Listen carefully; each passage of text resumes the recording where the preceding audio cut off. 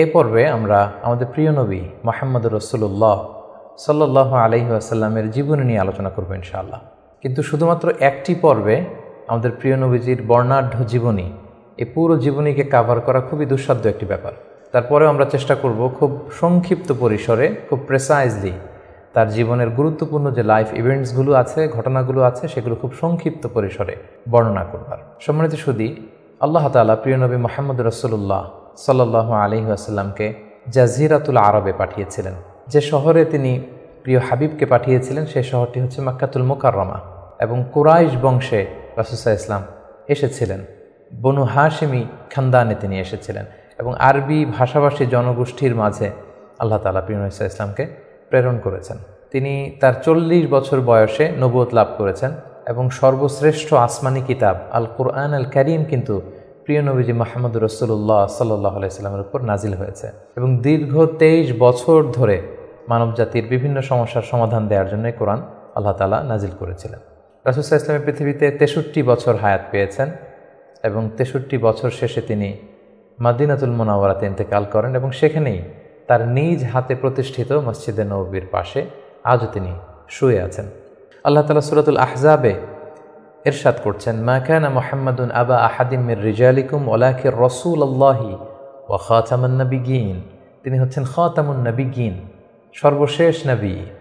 নবী আসার সাইয়েদনা আদম আলাইহিস সালাম থেকে শুরু করে নবীদের আগমনের যে ধারাবাহিকতা, সেটার সিল মেরে রাসূল সাল্লাল্লাহু আলাইহি ওয়াসাল্লামের মাধ্যমে সিলড আপ করা হয়েছে। এই ধারাবাহিকতাকে কাট আপ করে দেওয়া হয়েছে, তারপরে কোনো নবী আসবে না। এবং রাসূল সাল্লাল্লাহু আলাইহি ওয়াসাল্লাম নিজেও ইরশাদ করেছেন যে লা নাবিয়্যা বা'দি, আমার পরে কেউই আর নবী হিসেবে আসবে না, আমি হচ্ছে শেষ নবী, শেষ রাসূল। এবং রাসূলুল্লাহ সাল্লাল্লাহু আলাইহি ওয়াসাল্লাম তিনি বনি ইসমাঈলের নবী, বনি ইসরাইলের নয়। আমরা জানি যে পৃথিবীতে নবীদের যে ধারাবাহিকতা, নবী আসার যে সিলসিলা, এটা ইব্রাহিম আলাইহিস সালাম থেকে 2 ভাগ হয়েছে। কারণ আমরা সাইয়েদনা ইব্রাহিম আলাইহিস সালামের পর্বে বলেছিলাম যে তিনি হচ্ছেন আবুল আম্বিয়া, সকল নবীদের বাবা। ইব্রাহিম আলাইহিস সালামের 2 জন পুত্র সন্তান ছিল, আমরা জানি, ইসহাক আলাইহিস সালাম, ইসমাঈল আলাইহিস সালাম। এই ইসহাক আলাইহিস সালামের সন্তান হচ্ছে ইয়াকুব আলাইহিস সালাম, এবং এই চ্যানেলেই সব নবীরা এসেছে। ইয়াকুব আলাইহিস সালামের অপর নাম হচ্ছে ইসরাইল, ফলে এই চ্যানেলে যত নবী এসেছে তারা হচ্ছে বনি ইসরাইলের নবী। কিন্তু ইব্রাহিম আলাইহিস সালামের অপর সন্তান ইসমাঈল আলাইহিস সালামের চ্যানেলে কোনো নবী আসেনি। তো সব নবী যেহেতু ইসমাঈল আলাইহিস সালামের চ্যানেলে না এসে ইসহাক আলাইহিস সালামের চ্যানেলে এসেছে, সবাই ভেবেছিল শেষ নবীও হয়তো এই চ্যানেলেই আসবে। কিন্তু আল্লাহ তাআলা তাদের ধারণাকে নস্যাৎ করে দিয়ে সাইয়েদনা মুহাম্মদুর রাসূলুল্লাহ সাল্লাল্লাহু আলাইহি ওয়াসাল্লামকে ইসমাঈল আলাইহিস সালামের চ্যানেলে প্রেরণ করেছেন। তাই তিনি বনি ইসমাঈল, তিনি বনি ইসরাইল নন। এবং রাসূল সাল্লাল্লাহু আলাইহি ওয়াসাল্লাম তিনি হচ্ছেন বিশ্ব নবী, গ্লোবাল প্রফেট, অথবা দ্য প্রফেট অব ইউনিভার্স। গোটা বিশ্বের জন্য তিনি নবী হয়ে পৃথিবীতে এসেছেন। আল্লাহ তাআলা বলছেন, ওয়ামা আরসালনাকা ইল্লা কাফাতান লিন-নাসি বাশীরাও ওয়া নাযীরা। অর্থাৎ হে নবী, আমি আপনাকে গোটা বিশ্ববাসীর জন্য, পুরো মানব মণ্ডলীর জন্য আপনাকে আমি সুসংবাদ দানকারী এবং ভীতি প্রদর্শনকারী হিসেবে প্রেরণ করেছি। এবং সহিহ বুখারীর বর্ণনায় আল্লাহর হাবিব সাল্লাল্লাহু আলাইহি ওয়াসাল্লাম ফরমান যে আমাকে আল্লাহ তাআলা এমন 5টি নেয়ামত দিয়েছেন যেটা অন্য কোনো নবীকে দেননি। এর মধ্যে একটা হচ্ছে, অন্যান্য সকল নবীকে আল্লাহ তাআলা বিশেষ জনপদের জন্য, বিশেষ জাতিগোষ্ঠীর জন্য নবী করে প্রেরণ করেছেন, কিন্তু আমাকে আল্লাহ তাআলা গোটা মানব মণ্ডলীর জন্য প্রেরণ করেছেন। রাসূল সাল্লাল্লাহু আলাইহি ওয়াসাল্লাম বলেন, ওয়া কানা নাবিয়্যু ইউবআসু ইলা কওমিহি খাসসা। নবীদেরকে তাদের নির্দিষ্ট কওমে, জাতির কাছে নবী হিসেবে পাঠানো হয়েছে। ওয়া বুইসতু ইলান নাসি কাফা, আর আমি গোটা মানব মণ্ডলীর জন্য, বিশ্ববাসীর জন্য নবী হয়ে প্রেরিত হয়েছে। এবং রাসূলুল্লাহ সাল্লাল্লাহু আলাইহি ওয়াসাল্লামকে তিনি বলেছেন যে আমাকে শাফাআতের সুযোগ দেয়া হবে কিয়ামতের দিন, যে ভয়ঙ্করতম দিনে নবীরাও থারথার করে কাঁপতে থাকবে আল্লাহ তাআলার সামনে, একটি টু শব্দ করার সাহসটুকুন পাবে না, কোনো কথা বলার সাহস পাবে না। ঠিক সেই মুহূর্তে আল্লাহ রাসূল সাল্লাল্লাহু আলাইহি ওয়াসাল্লামকে শাফাআতের অনুমতি দেওয়া হবে। সুবহানাল্লাহি ওয়া বিহামদিহি। রাসূলুল্লাহ সাল্লাল্লাহু আলাইহি ওয়াসাল্লামের অনেকগুলো নাম রয়েছে। হাদিসে এসেছে যে রাসূল সাল্লাল্লাহু আলাইহি ওয়াসাল্লামের এক নাম হচ্ছে আল মাহি, আল আকিব, আল হাশির। কিন্তু কালামুল্লাহ মাজিদে রাসূল সাল্লাল্লাহু আলাইহি ওয়াসাল্লামের 2টি নাম উল্লেখিত হয়েছে, একটি হচ্ছে মুহাম্মদ আর একটা আহমদ। আল্লাহ তাআলা বলছেন, ওমা মুহাম্মাদুন ইল্লা রাসূল কদ খালাত মিন ক্বাবলিহির রুসুল। মুহাম্মদ তো একজন নবী, আর তার আগে অনেক নবী পৃথিবীতে এসেছিলেন, তারা আবার বিদায় নিয়েছেন। তাহলে মুহাম্মদ নামটি পেলাম। মোহাম্মদ নাম ছাড়াও তার আরেকটি নাম কোরআনে উল্লেখিত হয়েছে, সেটা হচ্ছে আহমদ। সাইয়েদনা ঈসা আলাইহিস সালামের ভাষায় ইয়াতি মিন বাদি ইসমুহু আহমদ, তিনি বলেছিলেন যে আমার পরে একজন নবী আসবে, তার নাম হবে আহমদ। তাহলে কোরআনে রাসূল সাল্লাল্লাহু আলাইহি ওয়াসাল্লামের দুইটি নাম পাওয়া যায়, একটা মুহাম্মদ, একটা আহমদ। এবং রাসূল সাল্লাল্লাহু আলাইহি ওয়াসাল্লামকে আল্লাহ তাআলা আমাদের জন্য মডেল বানিয়ে পাঠিয়েছেন। সব ক্ষেত্রে তিনি আমাদের model, the best standard of character. আল্লাহ তাআলা ইরশাদ করছেন, ওয়া ইন্নাকা লা আলা খুলুকিন আযীম, নবী হে আপনি সুমহান চরিত্রের উপর প্রতিষ্ঠিত। আপনার চরিত্র হচ্ছে অনুকরণীয় চরিত্র, গোটা বিশ্ববাসী আপনার চরিত্র থেকে শিখবে, জানবে, আলোকিত হবে। এবং রাসূল সাল্লাল্লাহু আলাইহি ওয়াসাল্লাম হচ্ছে the best example to follow. এই পৃথিবীতে যার ফলোয়ার হওয়া যায়, যাকে অনুসরণ করা যায়, যাকে অনুকরণ করা যায়, তার মধ্যে শ্রেষ্ঠতম হচ্ছে আমাদের পেয়ারা হাবিব মুহাম্মদ রাসূলুল্লাহ সাল্লাল্লাহু আলাইহি ওয়াসাল্লাম। আল্লাহ তাআলা ইরশাদ করছেন, লাকাদ কানা লাকুম ফি রাসূলিল্লাহি উসওয়াতুন হাসানা, অর্থাৎ তোমাদের রাসূলের মধ্যেই রয়েছে তোমাদের জন্য সর্বোত্তম আদর্শ। আমরা যেন তাকে আমাদের জীবনের মডেল, আমাদের জীবনের আইকন, আমাদের জীবনের আদর্শ হিসেবে গ্রহণ করি।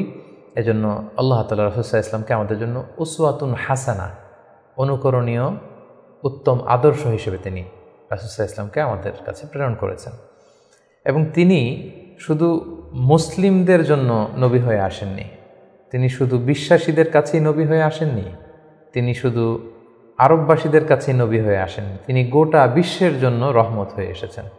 Mercy for the entire universe. আল্লাহ তাআলা ইরশাদ করছেন, ওয়ামা আরসালনাকা ইল্লা রাহমাতাল লিল আলামিন, I have sent you as a mercy for the entire universe. নবী হে আমি আপনাকে গোটা বিশ্ববাসীর জন্য রহমত করে প্রেরণ করেছি, রহমত স্বরূপ প্রেরণ করেছি। তিনি রাহমাতাল লিল আলামিন, তিনি গোটা বিশ্বের অ্যাসেট, গোটা বিশ্ব তার কাছ থেকে ভদ্রতা, সভ্যতা, ওহির জ্ঞান সব কিছু শিখবে।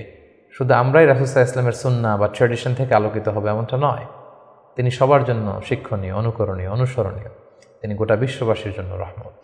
প্রিয় সুধী, যেহেতু তিনি আমাদের জন্য আদর্শ, সেহেতু রাসূল সাল্লাল্লাহু আলাইহি ওয়াসাল্লাম আমাদের জন্য যা নিয়ে এসেছেন সেটাকে যেন আমরা আঁকড়ে ধরি। এটা আল্লাহ তাআলার ভার্ডিক্ট, অর্ডার। আল্লাহ তাআলা ইরশাদ করছেন, ওয়ামা আতাকুমুর রাসূলু ফাখুযুহু ওয়ামা নাহাকুম আনহু ফানতাহু।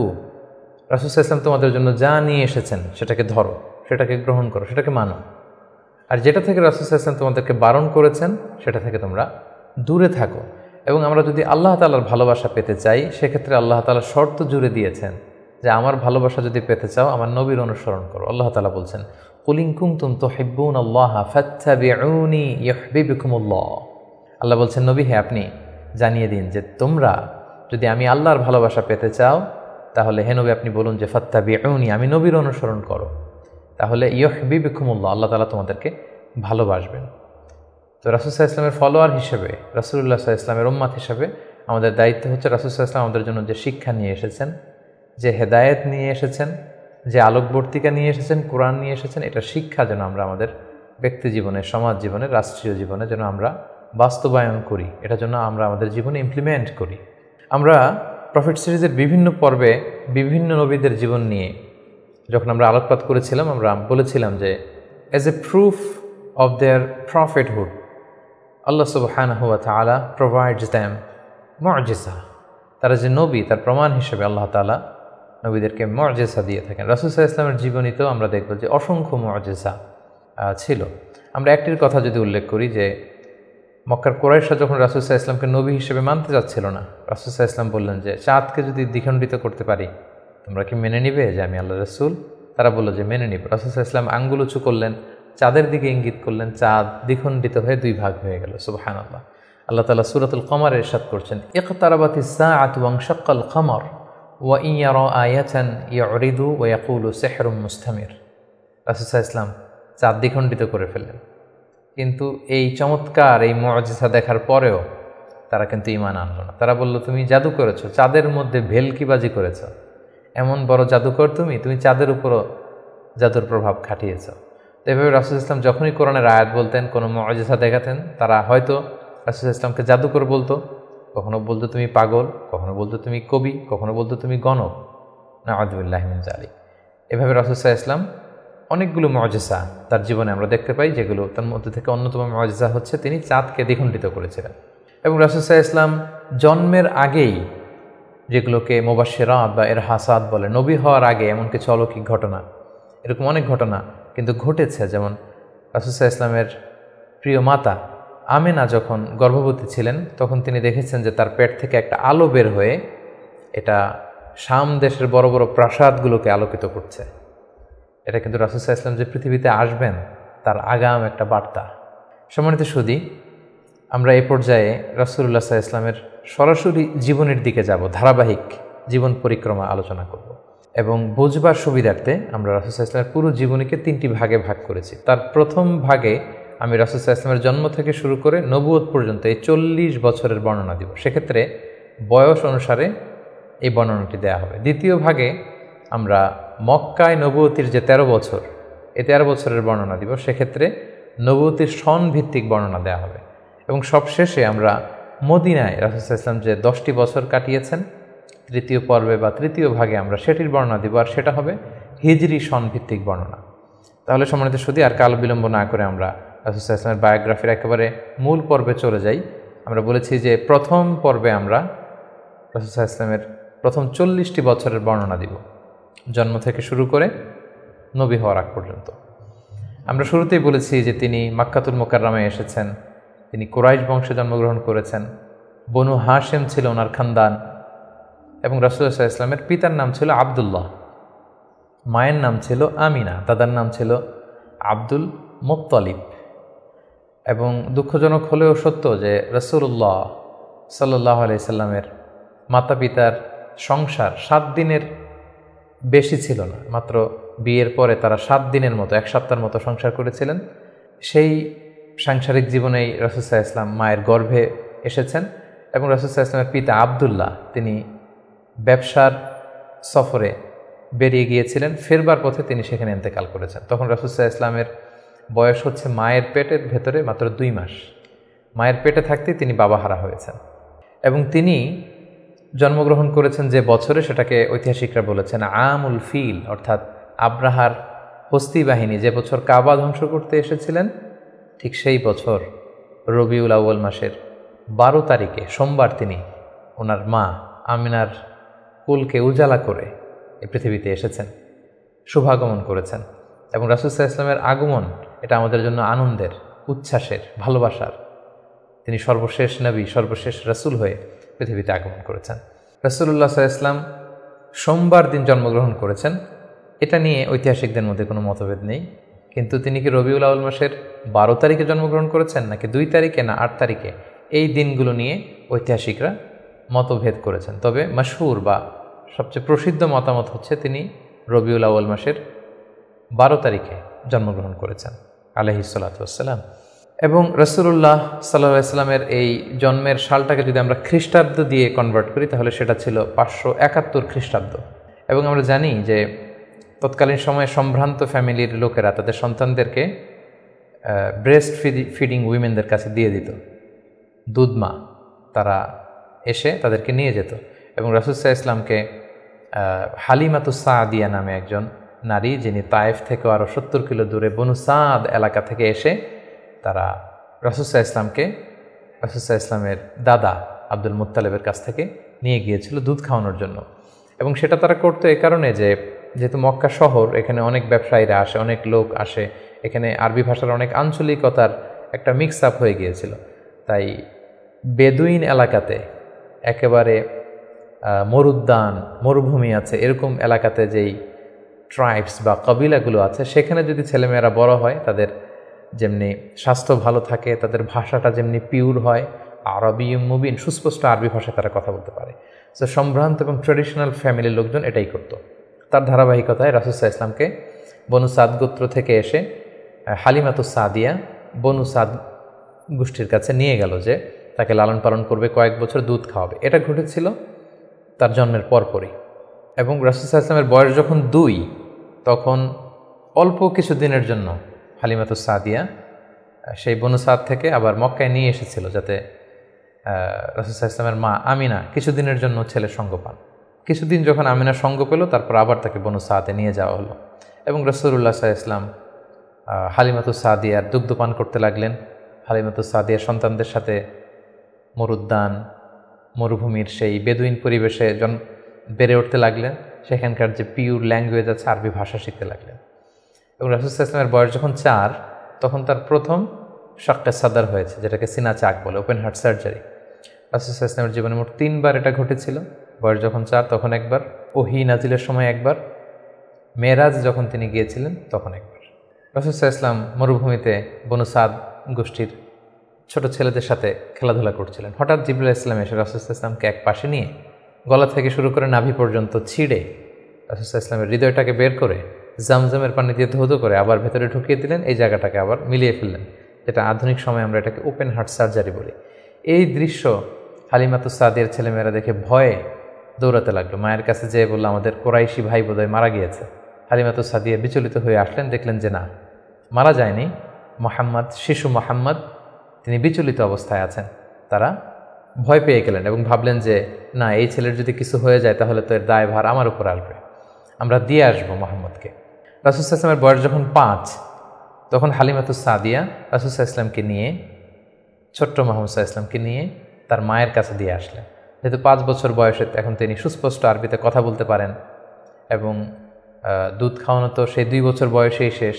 তিনি মরুভূমির সুন্দর প্রকৃতিতে সুঠাম দেহ নিয়ে বড় হচ্ছেন, সুন্দর আরবি ভাষায় কথা বলতে পারেন। 5 বছর বয়সে মায়ের কাছে ফিরিয়ে দেয়া হলো।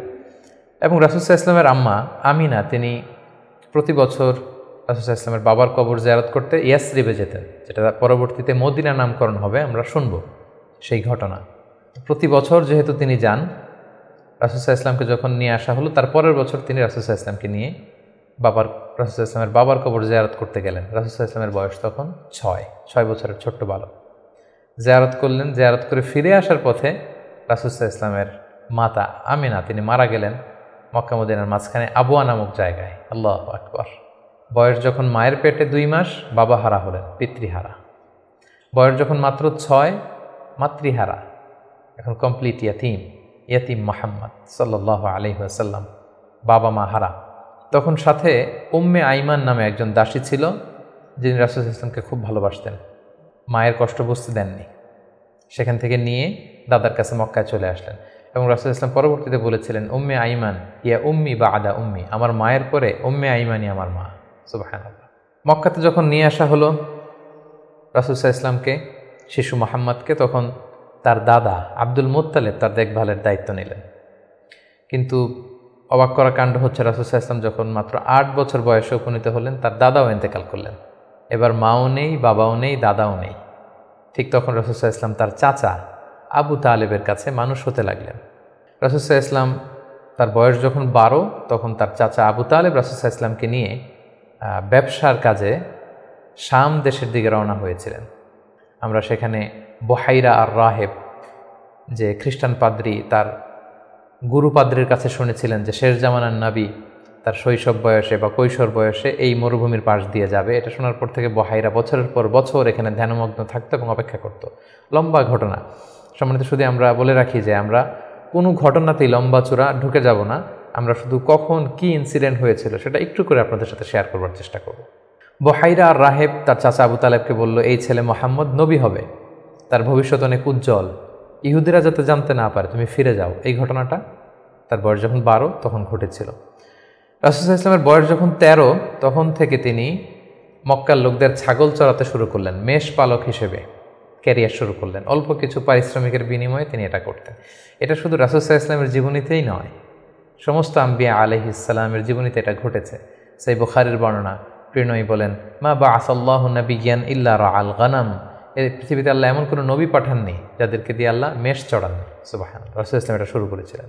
রাসূল সাল্লাল্লাহু আলাইহি ওয়াসাল্লামের বয়স যখন 20 তখন তিনি তরুণ যুবক, ওই বয়সে তিনি হিলফুল ফুজুল সংগঠন করেছিলেন। আরবিতে যেটাকে বলা হয় হালাফুল ফুদুল বা হালাফুল মুত্তাইয়িবিন, যুব সংগঠন করেছিলেন। এটার উদ্দেশ্য কী ছিল? যাতে মক্কাতে কেউ মাজলুম না হয়। এক লোক তার পণ্য বিক্রি করেছে, মক্কার এক সম্ভ্রান্ত লোক পণ্য কিনে টাকা দিতে চায়নি। সে পাহাড়ে উঠে চিৎকার করে বলল, মক্কায় কি এমন ন্যায়পরায়ণ কেউ নেই যে আমার টাকাটা উদ্ধার করে দিতে পারে? রাসূল সাল্লাল্লাহু আলাইহি ওয়াসাল্লাম এই দৃশ্য দেখে কষ্ট পেলেন। তিনি প্রায় এরকম দৃশ্য দেখতেন যে জালিমরা অসহায় গরিব লোকদেরকে মক্কায় এভাবে ঠকাচ্ছে। তিনি তার চাচা আর জুবাইর ইবনে আব্দুল মুত্তালিব সহ ওনাদের সমবয়স্ক ইয়াংদেরকে নিয়ে একটা সোসাইটি করলেন। এই সোসাইটির নাম তারা দিলেন হালাফুল ফুদুল, যেটা বাংলায় আমরা হিলফুল ফুজুল বলি। এবং তারা এই সংগঠনের নাম দিয়েছিলেন হালাফুল মুত্তাইয়িবিন। বেসিকলি তারা আরব দেশের ট্রেডিশন ছিল, তারা যখন সংঘবদ্ধ হতো তারা এক গামলা রঙের ভেতরে হাত ঢুকিয়ে দিয়ে তারা পাথরের মধ্যে হাতের ছাপ দিত। সবাই এভাবে হাতের ছাপ দিয়ে তারা প্রমাণ দিত যে আমরা ঐক্যবদ্ধ, সংঘবদ্ধ আছি।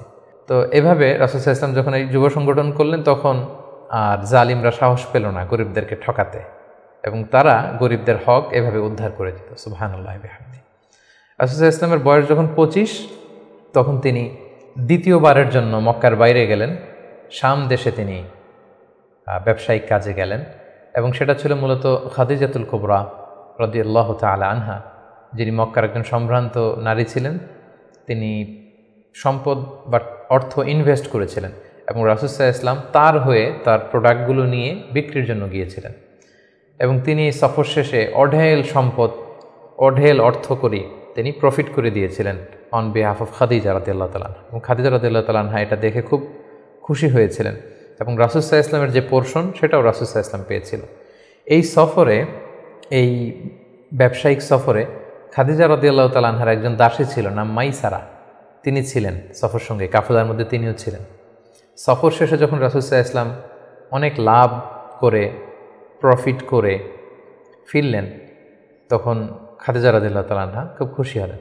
এবং মাইসারা তখন খাদিজাকে জানান দিল যে খাদিজা, এই মানুষ মুহাম্মদ কোনো সাধারণ মানুষ নন। খাদিজা বললেন, তাই নাকি? কি দেখেছ তুমি এই থ্রু আউট দ্য জার্নি, এই পুরো সফরে তুমি কি খেয়াল করেছ? তিনি বললেন যে মুহাম্মাদের চলন বলন কথা এটা আলাদা, অন্য সবার চেয়ে, কাফেলার প্রত্যেকটা পুরুষের চেয়ে আলাদা। তিনি অন্যরকম, তিনি সাধারণ কোনো মানুষ নন, অসাধারণ একজন মানুষ। তার কথা বার্তা, তার চলা ফেরা, তার আচরণ, তার ডিলিংস, তার বুদ্ধিমত্তা অসাধারণ। মাইসারা যখন এই কথা বলল, তখন খাদিজাতুল কুবরা তিনি রাসূল সাল্লাল্লাহু আলাইহি ওয়াসাল্লামের প্রতি আকৃষ্ট হলেন। তার একজন কাছের বান্ধবীর কাছে শেয়ার করলেন। তারা সবাই মিলে রাসূল সাল্লাল্লাহু আলাইহি ওয়াসাল্লামের চাচাদের কাছে যেয়ে বললেন যে রাসূল সাল্লাল্লাহু আলাইহি ওয়াসাল্লামকে খাদিজা পছন্দ করে, আমরা বিয়ের ব্যাপারে ভাবতে পারি কিনা। চাচারা রাসূল সাল্লাল্লাহু আলাইহি ওয়াসাল্লামকে জানালেন, রাসূল সাল্লাল্লাহু আলাইহি ওয়াসাল্লাম এগ্রি করলেন। এই 25 বছর বয়সে রাসূল সাল্লাল্লাহু আলাইহি ওয়াসাল্লাম তার প্রথম বিয়েটি সম্পন্ন করলেন, আলহামদুলিল্লাহ। এবং রাসূল সাল্লাল্লাহু আলাইহি ওয়াসাল্লাম 20টি উট দিয়েছিলেন as a dowry, as a মাহার, বিয়ের মাহার হিসেবে খাদিজা রাদিয়াল্লাহু তাআলা আনহাকে 20টা উট দিয়েছিলেন। রাসূল সাল্লাল্লাহু আলাইহি ওয়াসাল্লামের বয়স যখন 30, খাদিজা রাদিয়াল্লাহু তাআলা আনহা রাসূল সাল্লাল্লাহু আলাইহি ওয়াসাল্লামের ঘরকে উজালা করে তার প্রথম সন্তান, কন্যা সন্তান জন্মগ্রহণ করলো, জাইনাব। রাসূল সাল্লাল্লাহু আলাইহি ওয়াসাল্লামের বয়স যখন 33, দ্বিতীয় কন্যা সন্তান রুকাইয়া জন্মগ্রহণ করলো। রাসূল সাল্লাল্লাহু আলাইহি ওয়াসাল্লামের বয়স যখন 34, তৃতীয় কন্যা সন্তান উম্মে কুলসুম আসলো। রাসূল সাল্লাল্লাহু আলাইহি ওয়াসাল্লামের বয়স যখন 35, ফাতেমা রাদিয়াল্লাহু তাআলা আনহা তিনি জন্মগ্রহণ করলেন। এবং তখন কাবা ঘরের একটা রিনোভেশন হলো। আগুন লেগে বন্যার পানিতে কয়েকবার কাবা ধ্বংস হয়ে গিয়েছিল। ঠিক সেই সময়তে রাসূল সাল্লাল্লাহু আলাইহি ওয়াসাল্লামের বয়স যখন 35, কাবাকে আবার রিবিল্ড অফ কাবা বা রিনোভেশন অফ কাবা করা হয়েছিল। ইব্রাহিম আলাইহিস সালামের যে ভিত্তির উপর কাবা তৈরি করেছিলেন, সেই ভিত্তি ঠিক রেখে পাথর এনে কাবা নির্মাণ করা হয়েছিল। এবং হাজরা আসওয়াদ নিয়ে একটা দ্বন্দ্ব লেগেছিল, কে রাখবে এই জান্নাতি পাথর। 4টা গ্রুপ হয়ে গিয়েছিল। পরবর্তীতে রাসূল সাল্লাল্লাহু আলাইহি ওয়াসাল্লাম এটার সমাধান দিয়েছিলেন। রাসূলুল্লাহ সাল্লাল্লাহু আলাইহি ওয়াসাল্লামের বয়স যখন 37 বছর, তখন থেকে তিনি একাকী নির্জনে ইবাদত করতেন, ধ্যানমগ্ন থাকতেন। হুব্বিবা ইলাইহিল খালা, নিঃসঙ্গত তার কাছে প্রিয় করে দেয়া হলো। সম্মানিত সুধী, জাহিলি যুগে রাসূল সাল্লাল্লাহু আলাইহি ওয়াসাল্লামের ধর্মবিশ্বাস কী ছিল সেটা নিয়ে যদি আমরা বলি, তাহলে আমরা বলবো যে তিনি কখনো শিরকের সাথে জড়িত হননি, তিনি কখনো কোনো মূর্তিকে টাচ করেননি, তিনি আল্লাহ ছাড়া কারো কাছে কোনো কিছু কামনা করেননি। এবং তিনি হানিফ সম্প্রদায়ের অন্তর্ভুক্ত ছিলেন, অর্থাৎ ইব্রাহিম আলাইহিস সালামের স্বচ্ছ হানিফ ধর্মবিশ্বাসের যতটুকু মক্কাতে তখন অবশিষ্ট ছিল, রাসূল সাল্লাল্লাহু আলাইহি ওয়াসাল্লাম সেগুলোর প্রতি আকৃষ্ট ছিলেন, তিনি সেগুলো পালন করতেন। কিন্তু এই জাহিলি সমাজের মধ্য থেকে মানুষগুলোকে এক আল্লাহর দিকে কিভাবে নেবেন, সঠিক রাস্তা কোনটা, একটা স্ট্রাকচার্ড রিলিজিয়ান, স্ট্রাকচার্ড শরিয়া ওনার কাছে ছিল না। ফলে সেটা তিনি কামনা করছিলেন, খুঁজছিলেন, মহাসত্যকে তিনি খুঁজে বেড়াচ্ছিলেন। এজন্য ওনার বয়স যখন 37 ইয়ার্স ওল্ড, তখন হুব্বিবা ইলাইহিল খালা, নিঃসঙ্গতা, একাকী ধ্যান করা, এই মহাবিশ্ব নিয়ে গবেষণা করা, এই মহাবিশ্বের স্রষ্টা কে, কীভাবে আরও তার সান্নিধ্য পাওয়া যায়, সেটা নিয়ে তিনি চিন্তা গবেষণা করছিলেন। এবং ঠিক সেই মুহূর্তে তিনি হেরা গুহাতে যেতেন, এবং এটা চলেছিল তার বয়স যখন 37 থেকে শুরু করে 39 বছর 6 মাস পর্যন্ত এই ধ্যান তিনি করতেন। খাবার নিয়ে হেরা গুহাতে যেতেন, সেখানে ধ্যানমগ্ন তিনি থাকতেন এবং তিনি স্রষ্টার সান্নিধ্য পাওয়ার চেষ্টা করতেন। সত্য, মহাসত্যকে তিনি অর্জনের জন্য চেষ্টা করতেন। রাসূলুল্লাহ সাল্লাল্লাহু আলাইহি ওয়াসাল্লামের বয়স যখন 39 বছর 6 মাস, তখন থেকে, অর্থাৎ 40 বছর হতে আর মাত্র 6 মাস বাকি, তখন থেকে তিনি গুড ড্রিমস আর রুইয়া সাদেকা, বেশি বেশি সত্য স্বপ্ন দেখতে শুরু করলেন। প্রতিদিনই স্বপ্ন দেখতেন এবং রাতে যাই স্বপ্ন দেখতেন সকালবেলা সেটা বাস্তবায়িত হতো। ফলে তিনি স্বপ্নে রাতে যা দেখতেন সকালবেলা বাস্তবে সেটা সমাজে তিনি দেখতে পেতেন। এভাবে একাকী তিনি খাবার নিয়ে, পাথেয় নিয়ে সেই 632 মিটার উঁচু মাক্কাতুল মুকাররমায় গারে হেরাতে, হেরা পাহাড়ে তিনি চলে যেতেন, ধ্যানমগ্ন থাকতেন এবং মহাসত্যের সন্ধান করতেন। ঠিক তার বয়স যখন 40 বছরে উপনীত হলো, তিনি মহাসত্যের সন্ধান পেলেন। সুবহানাল্লাহি বিহামদি। সেদিন জিবরাইল আলাইহিস সালাম রেশমি কাপড়ে সূরাতুল আলাকের প্রথম 5 আয়াত নিয়ে এসে বললেন, পড়ুন। তিনি বললেন, আমি তো পড়তে জানি না। কয়েকবার বলার পরে পড়তে জানেন না তিনি বললেন। তিনি রাসূল সাল্লাল্লাহু আলাইহি ওয়াসাল্লামকে 3 বার জড়িয়ে ধরলেন। এবার তিনি পড়লেন, ইকরা বিসমি রাব্বিকাল্লাযী খালাক, খালাকাল ইনসানা মিন আলাক, ইকরা ওয়া রাব্বুকাল আকরাম আল্লাযী আল্লামা বিল কলম, আল্লামাল ইনসানা মা লাম ইয়ালাম। এই যে কোরআনের প্রথম 5 আয়াত হেরা গুহাতে নাজিল হলো, তখন রাসূল সাল্লাল্লাহু আলাইহি ওয়াসাল্লাম পড়লেন। 5টি আয়াত পড়ে তিনি হেরা গুহা থেকে কাঁপতে কাঁপতে নেমে আসলেন। নেমে এসে দেখেন জিবরাইল আলাইহিস সালামকে তার প্রকৃত রূপে দেখলেন, যে বিশাল আকৃতির, দিগন্ত বিস্তৃত তার আকৃতি। তিনি আরও ভয় পেলেন। এই 5 আয়াত নিয়ে তিনি নিচে নেমে আসলেন, কাঁপতে লাগলেন এবং আম্মাজান খাদিজা ওনার স্ত্রীর কাছে এসে বললেন, জাম্মিলুনি জাম্মিলুনি, আমার ভয় লাগছে, আমাকে কম্বল চাপা দাও। কম্বল চাপা দেয়া হলো, আয়াত নাজিল হলো, ইয়া আইয়ুহাল মুজাম্মিল কুমিল লাইলা ইল্লা কালিলা। এ কম্বলওয়ালা দাঁড়াও, দাঁড়িয়ে তাহাজ্জুদের সালাত পড়ো। তিনি বললেন, আমাকে দাসসিরুনি দাসসিরুনি, আমাকে বস্ত্র দিয়ে চাপা দাও, আমার ভয় লাগছে, আমি মনে হয় মারা যাব। রাসূল ইসলামের গায়ে জ্বর এসে গেল, কাঁপুনি এসে গেল। কারণ কোরআনটা হচ্ছে ইন্না সানুলকি আলাইকা কওলান সাকিলা, এটা খুব ভারী, পাওয়ারফুল একটা স্ট্রং মেসেজ। এটা রিসিভ করা এত সহজ কোনো বিষয় নয়। যখন তিনি বললেন, কাপড় দিয়ে আমাকে আচ্ছাদন করো, আয়াত নাজিল হলো, ইয়া আইয়ুহাল মুদ্দাসসির কুম ফাআনজির, হে কাপড়ওয়ালা দাঁড়াও, কুম দাঁড়াও, বসে থাকার সময় নেই, কুম ফাআনজির, মানুষকে সতর্ক করো। এই যে রাসূল সাল্লাল্লাহু আলাইহি ওয়াসাল্লাম দাঁড়ালেন আর বিশ্রামের সময়টুকু পেলেন না, কোরআন নাজিল হতে লাগলো। রাসূল সাল্লাল্লাহু আলাইহি ওয়াসাল্লাম ভয় পেতে লাগলেন শুরুর দিকে। আম্মাজান খাদিজা আশ্বস্ত করে বললেন যে আপনি ভয় পাবেন না, আপনার মধ্যে অনেক ভালো গুণাবলী আছে, আল্লাহ আপনাকে কখনোই অপদস্থ করবেন না। তিনি তার কাজিনের কাছে, ওরাকা ইবনে নওফলের কাছে নিয়ে গেলেন। তিনিও আশ্বস্ত করলেন যে যাকে তুমি দেখেছো বিশাল আকৃতিতে, যে তোমার কাছে সূরা আলাকের 5 আয়াত নিয়ে এসেছে, তিনি হচ্ছেন নামুস, সে জিবরিল। তোমার আগে সব নবীদের কাছে তিনিই আসতেন আল্লাহর বাণী নিয়ে। সুবহানাল্লাহ। ভয় পেও না, তুমি চালিয়ে যাও এবং তোমার জাতিগোষ্ঠী তোমার বিরোধিতা করবে, তোমাকে তোমার এলাকা থেকে বের করে দিবে। রাসূল ইসলাম বললেন, আমার গোষ্ঠীর আত্মীয়রা আমাকে বের করে দিবে? তিনি বললেন, হ্যাঁ, এই বাণীবাহকের কাজ যারা করে পৃথিবীতে তাদেরকে এই ভাগ্যই বরণ করতে হয়েছে। সুবহানাল্লাহ বিহামদি। সম্মানিত শুধু এভাবে ইকরা বিসমি রাব্বিকাল্লাযী খালাক, read in the name of your lord who has created, এই বাণী নাজিলের মধ্য দিয়ে রাসূল সাল্লাল্লাহু আলাইহি ওয়াসাল্লাম অফিশিয়ালি নবী হলেন, নবুয়ত লাভ করলেন এবং তার বয়স ছিল তখন 40 বছর। তাহলে আমরা প্রথম পর্ব শেষ করলাম, যেখানে আমরা বলেছি প্রথম পর্বে আমরা রাসূল ইসলামের জন্ম থেকে শুরু করে নবী হওয়া পর্যন্ত এই 40 বছরের বর্ণনা আমরা প্রথম পর্বে শুনলাম। এবারে আমরা দ্বিতীয় পর্বে চলে যাব। দ্বিতীয় পর্বে আমরা বর্ণনা করব নবী হওয়ার পর থেকে হিজরতের আগ পর্যন্ত মক্কায় নবুয়তের 13 বছর ওনার কেমন কেটেছে, কি কি ইনসিডেন্ট ছিল, কি কি ঘটনার মধ্যে দিয়ে, স্ট্রাগলের মধ্যে দিয়ে তিনি গিয়েছেন, সেটা আমরা এখন শুনবো ইনশাআল্লাহ। আমরা শুরুতেই বলেছিলাম যে দ্বিতীয় পর্ব আমরা আলোচনা করব নবুয়তির সন ভিত্তিক। তো নবুয়তির প্রথম বছরে রাসূল সাল্লাল্লাহু আলাইহি ওয়াসাল্লামের কাছে কোরআনের আয়াত যাই নাজিল হতো, সেটা তিনি খুব প্রাইভেটলি কাছের লোকদের কাছে প্রচার করতেন, অন্যদেরকে বলতেন না। ফলে তিনি যে নবী হয়েছেন এটা ওনার কাছের লোকজন ছাড়া কেউ জানতে পারেনি। তিনি সর্বপ্রথম খাদিজা রাদিয়াল্লাহু তাআলা আনহার কাছে বলেছেন, তিনি বিশ্বাস করে ঈমান এনেছেন। তার চাচাতো ভাই ছোট্ট আলী রাদিয়াল্লাহু তাআলা আনহুর কাছে বলেছেন, আলী রাদিয়াল্লাহু তাআলা আনহু ছোটদের মধ্যে ঈমান এনেছেন।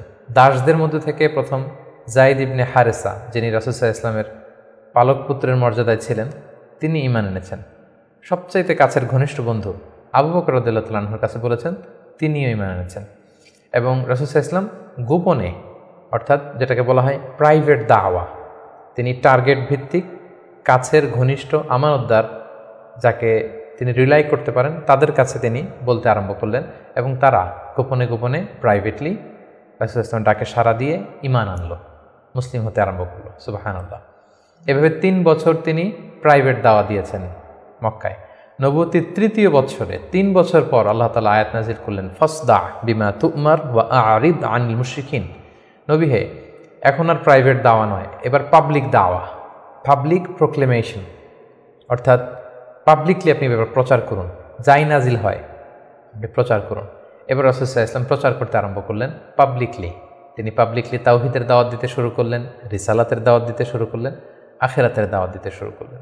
যখনই তিনি পাবলিকলি দাওয়াত দিতে শুরু করলেন তখনই বিরোধিতা শুরু হলো, নানা ধরনের বাধা বিপত্তি আসতে শুরু করলো। তিনি পাহাড়ের চূড়ায় যেয়ে বললেন, হে মক্কাবাসী, হে আমার গোষ্ঠীর লোকেরা, আমি যদি বলি যে এই পাহাড়ের পেছনে একদল ঘোড়সাওয়ার আক্রমণ করার জন্য বসে আছে, বিশ্বাস করবে আমার কথা? সবাই বললো, হ্যাঁ অবশ্যই করব, কারণ মা জাররাবনা মিনকা ইল্লা সিদখান, আমরা জীবনে তো মুহাম্মদ তোমার কাছ থেকে কোনোদিন মিথ্যা বলতে শুনি নাই, তুমি যা বলবে তাই বিশ্বাস করব। তখন রাসূল সাল্লাল্লাহু আলাইহি ওয়াসাল্লাম বললেন, তাহলে জেনে রাখো, আমাকে যদি নবী হিসেবে না মানো, আখিরাতে যদি বিশ্বাস না করো, আল্লাহকে যদি একমাত্র রব হিসেবে না মানো, তোমাদের জন্য কঠিন শাস্তি অপেক্ষা করছে। একথা শুনে তারা মর্মাহত হলো এবং রাসূল সাল্লাল্লাহু আলাইহি ওয়াসাল্লামের চাচা আবু লাহাব পাথর নিয়ে রাসূল সাল্লাল্লাহু আলাইহি ওয়াসাল্লামের প্রতি নিক্ষেপ করলেন এবং তখনই সূরাতুল লাহাব নাজিল হলো। সূরাতুল লাহাব, তাব্বাত ইয়াদা আবি লাহাবি ওয়া তাব, ধ্বংস হোক, নিপাত যাক আবু লাহাবের 2 হাত। কিন্তু রাসূল সাল্লাল্লাহু আলাইহি ওয়াসাল্লাম থামলেন না, তিনি দাওয়াত দিতে লাগলেন এবং মক্কার গরিব শ্রেণীর যেই লোকেরা আছে, কর্মচারী, শ্রমজীবী, খেটে খাওয়া মানুষ, দাস, তারা রাসূল সাল্লাল্লাহু আলাইহি ওয়াসাল্লামের দাওয়াতে সাড়া দিয়ে মুসলমান হতে লাগলো, তাদের সংখ্যা বাড়তে লাগলো এবং তাদের উপর অত্যাচার আরম্ভ হয়ে গেল। নবুয়তির 5ম বৎসরে এই ক্ল্যাশ, এই সংঘাত মারাত্মক আকারে রূপ নিল। কোথাও বেলাল রাদিয়াল্লাহু তাআলা আনহুকে পিটিয়ে আহত করা হচ্ছে, কোথাও খাব্বাব রাদিয়াল্লাহু তাআলা আনহুকে, কোথাও খুবাইব রাদিয়াল্লাহু তাআলা আনহুকে, কখনো আম্মার ইবনে ইয়াসারকে, কখনো সুমাইয়া রাদিয়াল্লাহু তাআলা আনহাকে। তাদেরকে নানাভাবে নির্যাতন, অত্যাচার শুরু করা হলো এবং উপায়ন্তর না দেখে নবুয়তির 5ম বছর রাসূল সাল্লাল্লাহু আলাইহি ওয়াসাল্লাম বললেন যে না, এভাবে অত্যাচারের মধ্য দিয়ে যাওয়া যায় না। আমি শুনেছি যে নাজ্জাশির বাদশাহ, ইথিওপিয়াতে হাবাসাতে একজন বাদশাহ আছে, ইমামুন আদিল, এ জাস্ট কিং, তার কাছে কেউ নাকি অত্যাচারিত হয় না, তোমরা সেখানে হিজরত করো। নবুয়তির 5ম বৎসর একটা বিশাল সংখ্যক মুসলিম সাহাবী তারা আবিসিনিয়াতে হিজরত করলো এবং এই বছরই পাপিষ্ঠ আবু জাহাল বর্ষার আঘাতে ইসলামের প্রথম নারী শাহিদা সুমাইয়া রাদিয়াল্লাহু তাআলা আনহাকে তিনি শহীদ করে দিয়েছিলেন, হত্যা করেছিলেন। এভাবে খুব কঠিন মুহূর্ত যখন যাচ্ছিল মুসলিমদের উপর, মুসলিমদের একটা অংশ আবিসিনিয়াতে হিজরত করলো, রাসূল সাল্লাল্লাহু আলাইহি ওয়াসাল্লাম অন্যান্যদেরকে নিয়ে কষ্ট সহ্য করেও মক্কাতে অবস্থান করলেন। ঠিক ওই মুহূর্তে একটা আশার বাণী নিয়ে আসলো আমির হামজা, রাসূল সাল্লাল্লাহু আলাইহি ওয়াসাল্লামের চাচার ইসলাম গ্রহণ এবং ওমরে ফারুকের ইসলাম গ্রহণ। সুবহানাল্লাহ। তারা যখন ইসলাম ধর্ম গ্রহণ করলো তখন মক্কার কুরাইশ একটা নড়ে চড়ে বসলো, কারণ তারা তখন পাবলিকলি কয়েকজন একসাথে মিলে 2টা লাইন করে মিছিল দিতে শুরু করলো, আল্লাহু আকবার, আল্লাহু আকবার, তাকবীর দিতে দিতে তারা কাবা পর্যন্ত গেল এবং এই দৃশ্য যখন মক্কার কাফিররা দেখলো তখন তারা বলতে আরম্ভ করলো, না, এটাকে যে কোনো মূল্যে থামাতে হবে। রাসূল সাল্লাল্লাহু আলাইহি ওয়াসাল্লামকে তারা প্রপোজ করলো, তুমি নারী চাও মুহাম্মদ, তোমাকে আরব্য সুন্দরী নারী এনে দেব, তুমি সম্পদ চাও, সম্পদ দেব, ক্ষমতা চাও, ক্ষমতা দেব, কিন্তু এই নতুন যেই দাওয়াত দিচ্ছ তুমি, এটা বন্ধ করো। রাসূল সাল্লাল্লাহু আলাইহি ওয়াসাল্লাম বললেন, তোমরা যদি আমার ডান হাতে লাওয়াদাউ শামসা ফি ইয়ামিনি ওয়াল খামারা ফি ইয়াসারি, ডান হাতে যদি তোমরা সূর্য এনে দাও, বাঁ হাতে যদি আমাকে চাঁদ এনে দাও, তারপরেও এই দাওয়াত থেকে, আমার এই মিশন থেকে আমি এক চুল পরিমাণে পেছনে যাব না। এবার আবু জাহেল, উতবা, শাইবা, ওয়ালিদ ইবনে মুগীরা তারা সিদ্ধান্ত নিল, না, মুহাম্মদকে থামাতে হলে আমাদেরকে অন্য স্ট্র্যাটেজিতে যেতে হবে, তাদেরকে বয়কট করতে হবে। এবং তারা তখন প্রপোজ করলো যে আমরা বয়কট করব। আবু তালেবকে বলল, আবু তালেব, তোমার ভাতিজা তোমার শেল্টারে আমাদের সমাজে বিশৃঙ্খলা তৈরি করছে, নতুন ধর্মের দাওয়াত দিচ্ছে, হয় মুহাম্মদকে আমাদের হাতে তুলে দাও, তা না হলে তোমাদেরকে আমরা বয়কট করতে বাধ্য হব। আবু তালেব বললেন যে না, পিতাহারা মাতাহারা মুহাম্মদকে আমি ছোটোবেলা থেকে লালন পালন করেছি, আমার ভাতিজার কোনো ক্ষতি আমি হতে দিব না। তারা বয়কটের ঘোষণা দিল। তারা বলল, আমরা সবাই মিলে এই বানু হাশিমকে বয়কট করলাম, তোমাদের সাথে আমাদের কোনো বিবাহ হবে না, কোনো অর্থনৈতিক চুক্তি হবে না, আমরা কোনো পণ্য বিক্রি করব না, তোমাদের থেকে কিনবো না, কথা বলবো না, তোমাদেরকে বয়কট। 3 বছর শিআবে আবি তালেবে রাসূল ইসলামের চাচা এবং মুসলিমরা এই বয়কটের মধ্যে ছিলেন। প্রথম বছর তারা ছাগল পালতো, যেহেতু ছাগল জবাই করে খেয়েছে। তারপরের বছর ছাগলের চামড়া, এবং অনেক সাহাবী ছাগলের চামড়া, গাছের ছাল খেয়ে বেহুশ হয়ে থাকতো, যেহেতু কোনো খাবার দাবারের ব্যবস্থা ছিল না। নবুয়তির 7ম বৎসরে এই বয়কট শুরু হলো 10ম বৎসর পর্যন্ত। 3টি বছর তারা এই বয়কটের মধ্যে দিয়ে গিয়েছে। এবং রাসূল সাল্লাল্লাহু আলাইহি ওয়াসাল্লাম নবুয়তির 10ম বৎসরে চাচা আবু তালেবকে বললেন যে, চাচা, আল্লাহ তাআলা আমাকে জানিয়েছেন যে তারা যে বয়কটের যে ধারাগুলো লিখেছিল যে আমাদের কাছে পণ্য বিক্রি করবে না, আমাদের সাথে বিয়ে শাদী হবে না, কথাবার্তা হবে না, এবং এই ধারাগুলো লিখে তারা একটা কাগজে এটাকে কাবা ঘরের ছাদের উপরে ঝুলিয়ে দিয়েছিল। রাসূল সাল্লাল্লাহু আলাইহি ওয়াসাল্লাম বললেন যে, চাচা, আপনি তাদের কাছে যান, যে বলুন যে আল্লাহ তাআলা আমাকে জানিয়েছে উই পোকা এসে তাদের ধারার প্রতিটি কথা উই পোকা খেয়ে ফেলেছে, সেখানে শুধু আল্লাহ এই শব্দটা অবশিষ্ট আছে। আমি যদি নবী না হই তাহলে তো এটা আমার পক্ষে বলা সম্ভব না। আবু তালেব যে বললেন, শোনো, আমার ভাতিজা মুহাম্মদ বলেছে যে তোমাদের ধারার প্রতিটি কথা উই পোকা খেয়ে ফেলেছে, যেটা তোমরা কাবা ঘরে লটকে রেখেছো গত 3 বছর, যাও যে দেখো। যদি দেখো মুহাম্মদ যা জানিয়েছে এটা মিথ্যা, তাহলে মুহাম্মদকে তোমাদের হাতে তুলে দেবো, আর যদি সত্য হয় তাহলে এই বয়কট তোমরা ভেঙে দিতে হবে। তারা যে তাই দেখলো, রাসূল সাল্লাল্লাহু আলাইহি ওয়াসাল্লাম যেমনটি বলেছেন, কোনো লেখা সেই নথিপত্রে নেই, শুধু আল্লাহ নামটি ছাড়া। এটা দেখে তাদের কারো কারোর মধ্যে ভয় আসলো যে না, এতটা আমাদের আত্মীয়, এরা একই বংশের লোক, একই সমাজের লোক, এটা করা ঠিক হবে না। নবুয়তির 10ম বৎসর এই বয়কটকে তারা উঠিয়ে নিল। কিন্তু তার চেয়েও দুঃখজনক ঘটনা আমাদের জন্য সামনে অপেক্ষা করছে। সেটা হচ্ছে নবুয়তির 10ম বৎসর রাসূল সাল্লাল্লাহু আলাইহি ওয়াসাল্লামের এই চাচা আবু তালেব ইন্তেকাল করলো, যিনি রাসূল সাল্লাল্লাহু আলাইহি ওয়াসাল্লামকে পলিটিক্যাল শেল্টার দিতেন, এবং রাসূল সাল্লাল্লাহু আলাইহি ওয়াসাল্লামকে ঘরে যিনি শক্তি যোগাতেন, সাহস যোগাতেন এবং ফিনান্সিয়াল সাপোর্ট দিতেন, তার সেই প্রিয়তমা স্ত্রী খাদিজা রাদিয়াল্লাহু তাআলা আনহা নবুয়তির 10ম বৎসরে চাচার ইন্তেকালের 6 মাস পরে ইন্তেকাল করলেন। রাসূল সাল্লাল্লাহু আলাইহি ওয়াসাল্লাম তখন সাউদা বিনতে জামাআ রাদিয়াল্লাহু তাআলা আনহাকে বিয়ে করলেন। আয়েশা রাদিয়াল্লাহু তাআলা আনহার সাথে বিয়ের কন্ট্রাক্ট অর্থাৎ আকদ হলো, কিন্তু সংসার শুরু হয়নি। কিন্তু এখন তো রাসূল সাল্লাল্লাহু আলাইহি ওয়াসাল্লামকে বাঁচানোর মতো কেউ নেই, শেল্টার দেওয়ার মতো কেউ নেই। এখন তো যে কেউ রাসূল সাল্লাল্লাহু আলাইহি ওয়াসাল্লামের উপর অ্যাটাক করতে পারে। তাই রাসূল সাল্লাল্লাহু আলাইহি ওয়াসাল্লাম পাশের শহর টুইন সিটি তায়েফে চলে গেলেন। তায়েফের লোকদেরকে দাওয়াত দিলেন। নবুয়তির 10ম বছরেই তিনি তায়েফে চলে গেলেন। কিন্তু আমরা তায়েফের ঘটনা জানি। To make the long story short, সেখানে তিনি রিজেক্টেড হলেন, পাথর মারা হলো, রক্তাক্ত হয়ে তিনি ফিরে আসলেন এক খেজুর বাগানের ভেতরে। ফজরের সময় তিনি যখন তেলাওয়াত করছিলেন, একদল জিন যাচ্ছিল এবং তারা রাসূল সাল্লাল্লাহু আলাইহি ওয়াসাল্লামের কণ্ঠের তেলাওয়াত শুনে জিন জাতি ঈমান এনে ফেলল। আল্লাহ তাআলা বোঝাতে চাইলেন, নবী হে, মক্কায় নির্যাতিত হয়ে তায়েফে গিয়েছেন, তায়েফে রক্তাক্ত হয়েছেন, রিজেক্টেড হয়েছেন, তায়েফের লোকের আপনার কথা শুনেনি, কিন্তু অদৃশ্য জগতের এক জাতি, জিন জাতি, আপনার এই কথা শুনে ঈমান এনে মুসলমান হয়ে গিয়েছে। সুবহানাল্লাহ। তায়েফে যখন তিনি রিজেক্টেড হলেন, এবার তিনি কোথায় যাবেন? মক্কাতে আসলে এখানে মৃত্যু অপেক্ষা করছে। তায়েফে তিনি আশ্রয় পেলেন না। এবার তিনি মক্কার অনতি দূরে দাঁড়িয়ে একজন লোককে পাঠালেন যে, যাও, যে বলো যে কেউ কি নেই আমাকে শেল্টার দিবে।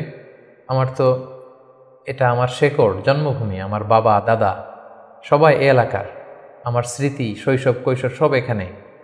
আমি তো তোমাদের সাথে কোনো খারাপ আচরণ কখনো করিনি, কাউকে ঠকাইনি, আমাকে থাকবার জন্য কি কেউ আশ্রয় দিবে না?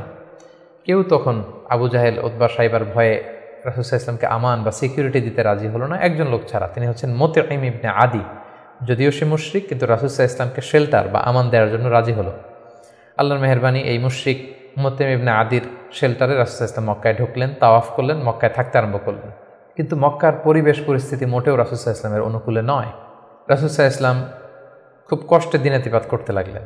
কিছুদিন আগে চাচা হারিয়েছেন, ঘরের স্ত্রী খাদিজা রাদিয়াল্লাহু তাআলা আনহাকে হারিয়েছেন, তায়েফে যে নির্যাতিত হয়েছেন, ডানে বায়ে সামনে পেছনে সাহস জোগানোর মতো কেউ নেই। রাসূল সাল্লাল্লাহু আলাইহি ওয়াসাল্লামের হৃদয়টা ভেঙে চুরমার খান খান। ঠিক সে মুহূর্তে নবুয়তির 11তম বৎসরে রাসূল সাল্লাল্লাহু আলাইহি ওয়াসাল্লামের হৃদয়টাকে আনন্দ দিয়ে ভরে দেবার জন্য স্পেশাল মিটিংয়ে রাসূল সাল্লাল্লাহু আলাইহি ওয়াসাল্লামকে ডেকে নিলেন আল্লাহ তাআলা তার আরশে।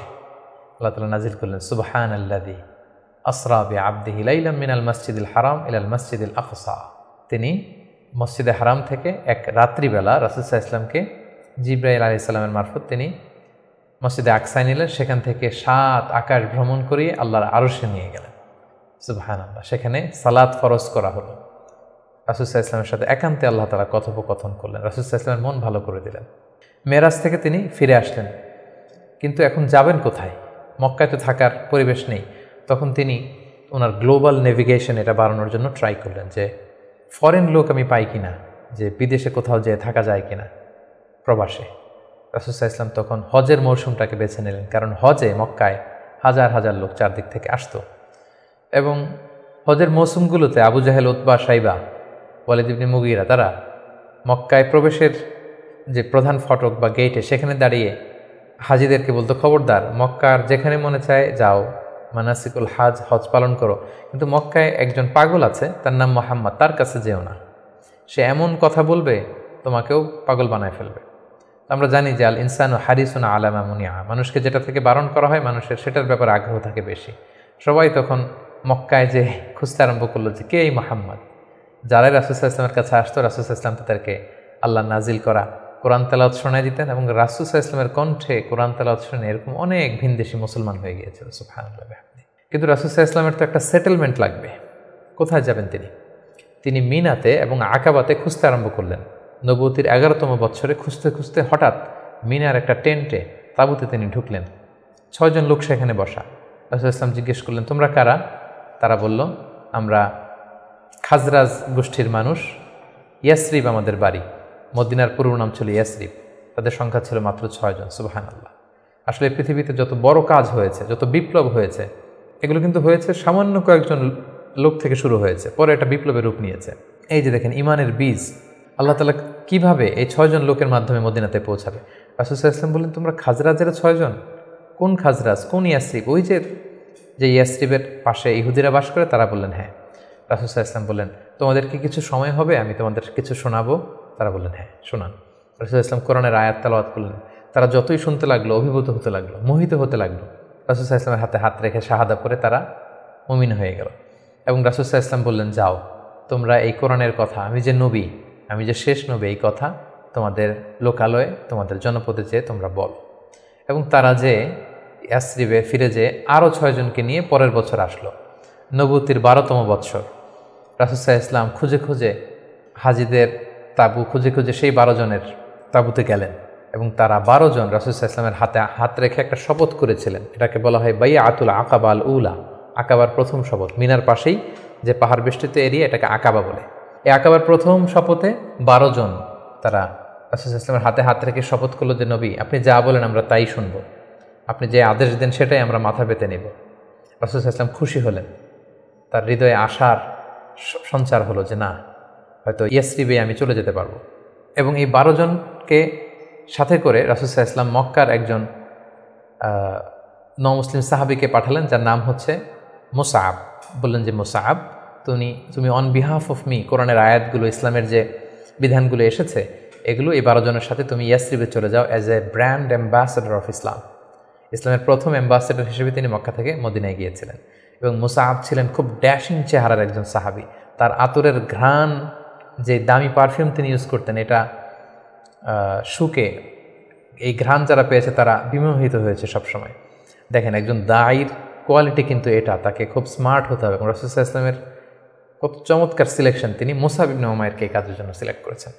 এই 12 জনকে নিয়ে মুসআব রাদিয়াল্লাহু তাআলা আনহু তিনি ইয়াসরিবে ফিরে গেলেন এবং তিনি অল্প কিছুদিনের ব্যবধানে কয়েকশো মানুষকে মুসলিম বানিয়ে ফেললেন। সুবহানাল্লাহ, ইসলামের বাণী তিনি প্রচার করে ফেললেন। এবং রাসূল সাল্লাল্লাহু আলাইহি ওয়াসাল্লাম তখন নও-মুসলিম যারা অবশিষ্ট ছিল তাদের সবাইকে ইয়াসরিবে চলে যেতে বললেন, যেহেতু মুসআব রাদিয়াল্লাহু তাআলা আনহু সেখানে যে একটা গ্রাউন্ড তৈরি করেছেন, সেখানে মুসলমান দল ভারী হতে শুরু করেছে। রাসূল সাল্লাল্লাহু আলাইহি ওয়াসাল্লাম নও-মুসলিম সাহাবীদেরকে ওখানে পাঠালেন এবং তারপরের বছর নবুয়তির 13তম বৎসরে আবার সেই মিনার হাজি ক্যাম্পে রাসূল সাল্লাল্লাহু আলাইহি ওয়াসাল্লাম অপেক্ষা করলেন যে দেখি মুসআব ইবনে উমাইর এবং সেই 12 জন তারা কি করে। তারা 13তম বৎসরে 75 জন নিয়ে 75% তারা নিয়ে রাসূল সাল্লাল্লাহু আলাইহি ওয়াসাল্লামের হাতে বায়াত গ্রহণ করেছিলেন। এবং সম্মানিত সুদী, এবারের বায়াতটা ছিল পলিটিক্যাল বায়াহ। নবুয়তির 12তম বৎসরে 12 জন সাহাবী, যারা 12 জন শপথ নিয়েছিল, সেটা ছিল বাইয়াতুল আকাবাল উলা। এবার 75 জন নিল পলিটিক্যাল বাইয়াতুল আকাবা সানিয়া, যে শুধু আমার আনুগত্য না, আমার জীবন মানে তোমাদের জীবন, তোমাদের জীবন আমার জীবন, তোমরা তোমাদের জীবন বাঁচানোর জন্য যা করবে আমি নবীকে বাঁচানোর জন্য তাই করতে হবে। আদাম বিদ্দাম আল হাদাম আল হাদাম। তারা পলিটিক্যাল বাইয়া আনিল এবং রাসূল ইসলামকে বলল যে ইয়া রাসূলুল্লাহ, আপনার জন্য আমাদের জীবন কুরবান।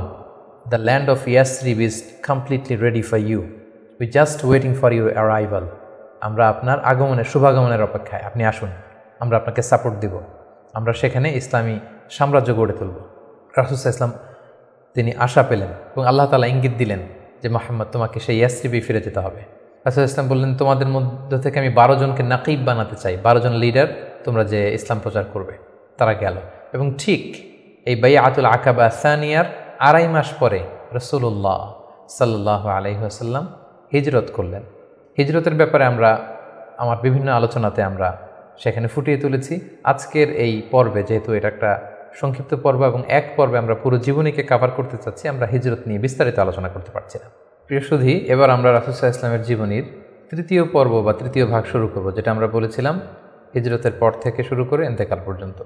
রাসূল সাল্লাল্লাহু আলাইহি ওয়াসাল্লাম হিজরত করে সেদিন আবু বকর রাদিয়াল্লাহু তাআলা আনহুকে নিয়ে মদিনায় আসলেন। মদিনাবাসী আনন্দিত, উচ্ছ্বসিত, উদ্বেলিত রাসূল সাল্লাল্লাহু আলাইহি ওয়াসাল্লামকে পেয়ে। রাসূল সাল্লাল্লাহু আলাইহি ওয়াসাল্লাম প্রথমে এসেই কোবা একটা এলাকা আছে, কোবা পল্লীতে তিনি কয়েকদিন থাকলেন এবং সেখানে একটা ছোট্ট মসজিদ নির্মাণ করলেন। তারপর তিনি মদিনাতে গেলেন। আসলে জায়গাটা ছিল ইয়াসরিব, তিনি যে জায়গাটার নাম পরিবর্তন করে মাদিনা করলেন, মাদিনাতুন নবী বা তয়্যিবা, পবিত্র নগরী। সেখানে যে ইয়াসরিবে যেও তিনি একটি মসজিদ প্রতিষ্ঠা করলেন, যে মসজিদটা হচ্ছে মসজিদে নববী, নবীর প্রতিষ্ঠিত মসজিদ। এবং এই মসজিদে তিনি 10 বছর ইমামতি করেছেন। এই মসজিদটাই ওনার সব কিছু ছিল। ফরেন ডেলিগেশন আসলে এখানে দেখা করতেন, এখানে তিনি আহলে সুফাদেরকে শিক্ষা দিতেন। এটাই ইউনিভার্সিটি ছিল, এটাই হাইকোর্ট, এটাই সুপ্রিম কোর্ট। এখানে বিচার কার্য পরিচালনা করতেন, এখান থেকে তিনি সামরিক অভিযানগুলো পরিচালনা করতেন। মদিনাতে তিনি এসে দেখলেন যে মদিনাতে হিজরত করা সাহাবারা, মদিনায় যারা মুসলিম হয়েছে তার মানে মুসলিম একটা কমিউনিটি।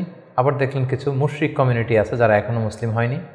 আবার তিনি দেখলেন যে ইহুদিদের একটা কমিউনিটি আছে, 3 দিকে তারা থাকে। তাদের 3টা গোত্র, বনু কাইনুকা, বনু নাদির, বনু কুরাইদা। তিনি ভাবলেন যে সবাই মিলে একটা সংঘবদ্ধ আমাদের চার্টার থাকা দরকার। তিনি তাদের সবার সাথে বসলেন, তিনি মদিনা চার্টার করলেন, যেটাকে মদিনা সনদ বলা হয়। সুবহানাল্লাহ। তিনি মদিনা চার্টারে উল্লেখ করলেন যে আমরা মদিনাকে রক্ষার জন্য মুসলিম, প্যাগানস, জিউস সবাই এক, আমরা একে অপরের সাথে মিত্রতা থাকবে এবং বহিঃশত্রুর আক্রমণ থেকে আমরা একে অপরকে রক্ষা করব।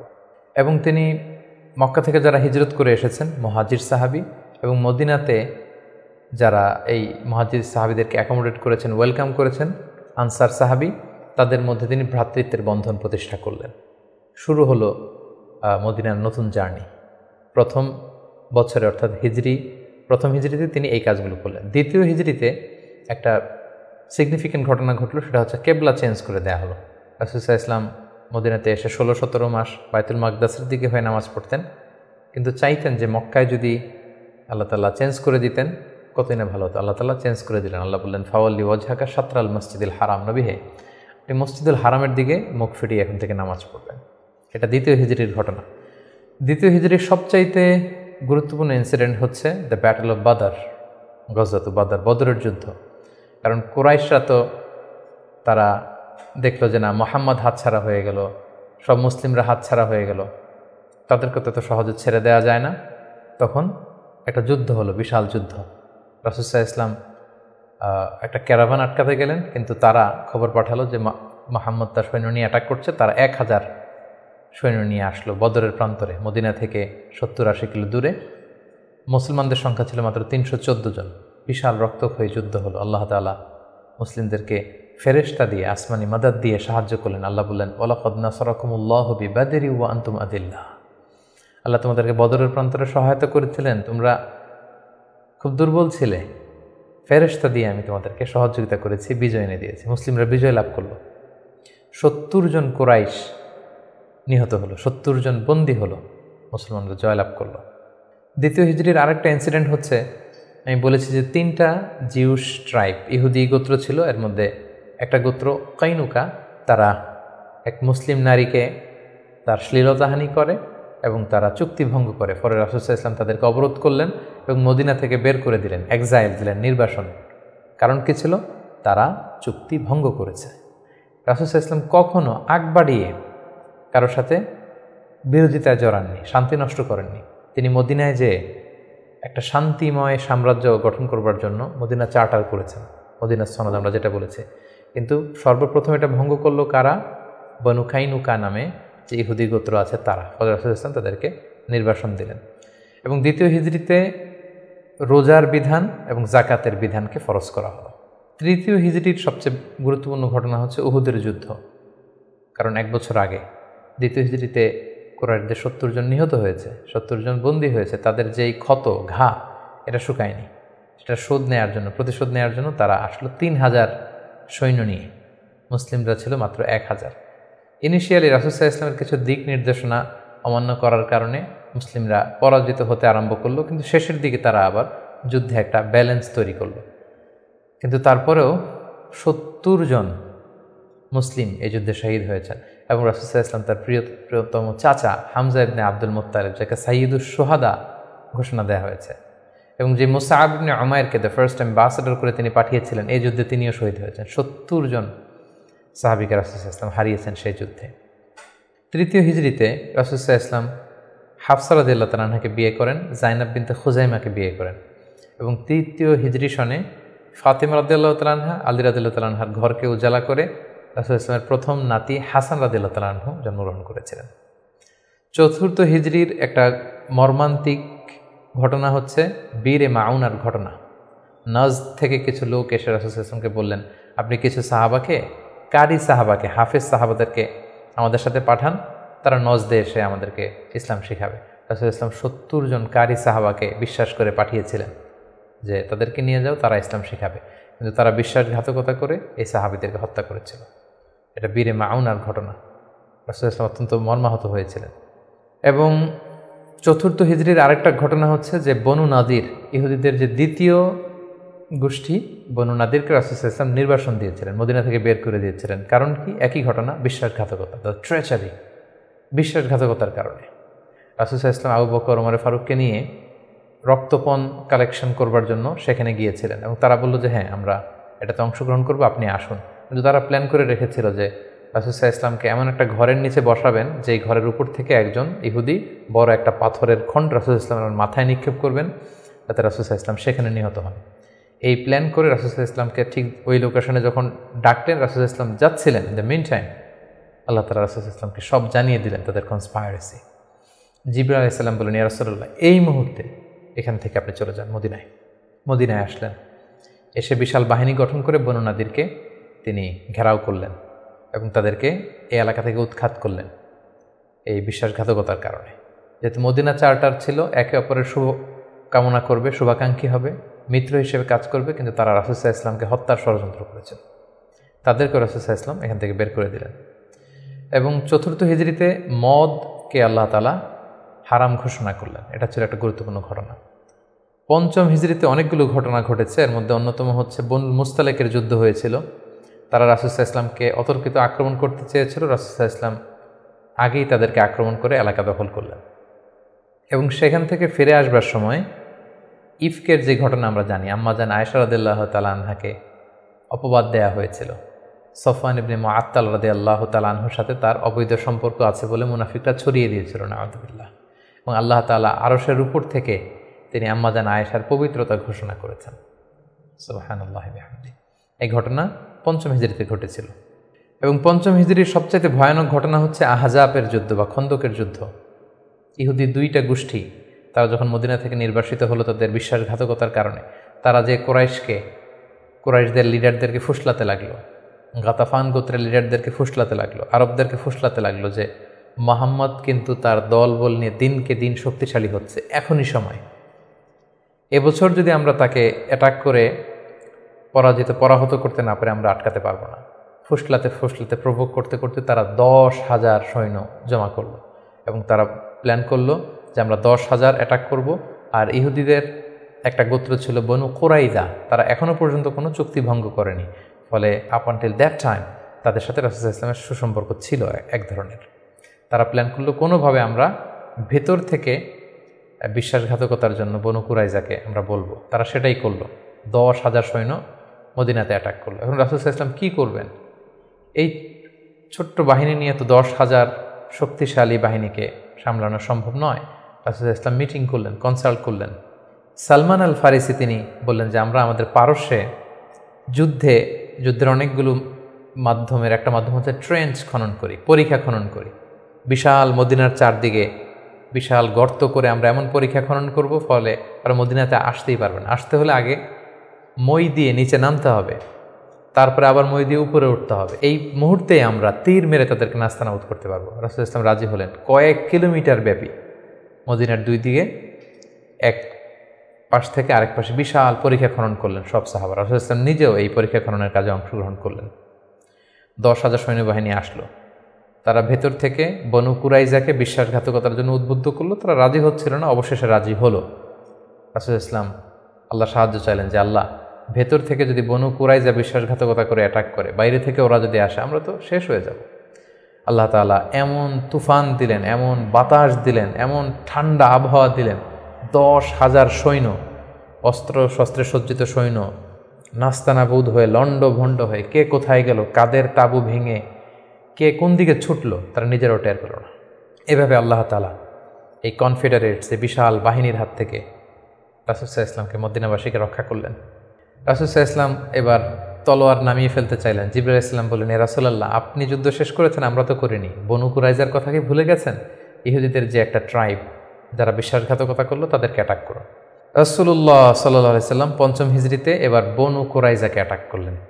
পরে তারা বাধ্য হলো তাদের মিত্র সাদ বিন মুআজ রাদিয়াল্লাহু তাআলা আনহু যেটা বলবে এটাই ফয়সালা হবে। দীর্ঘদিন তারা রাসূল সাল্লাল্লাহু আলাইহি ওয়াসাল্লাম তাদেরকে চারদিক থেকে ঘেরাও করে রাখলো।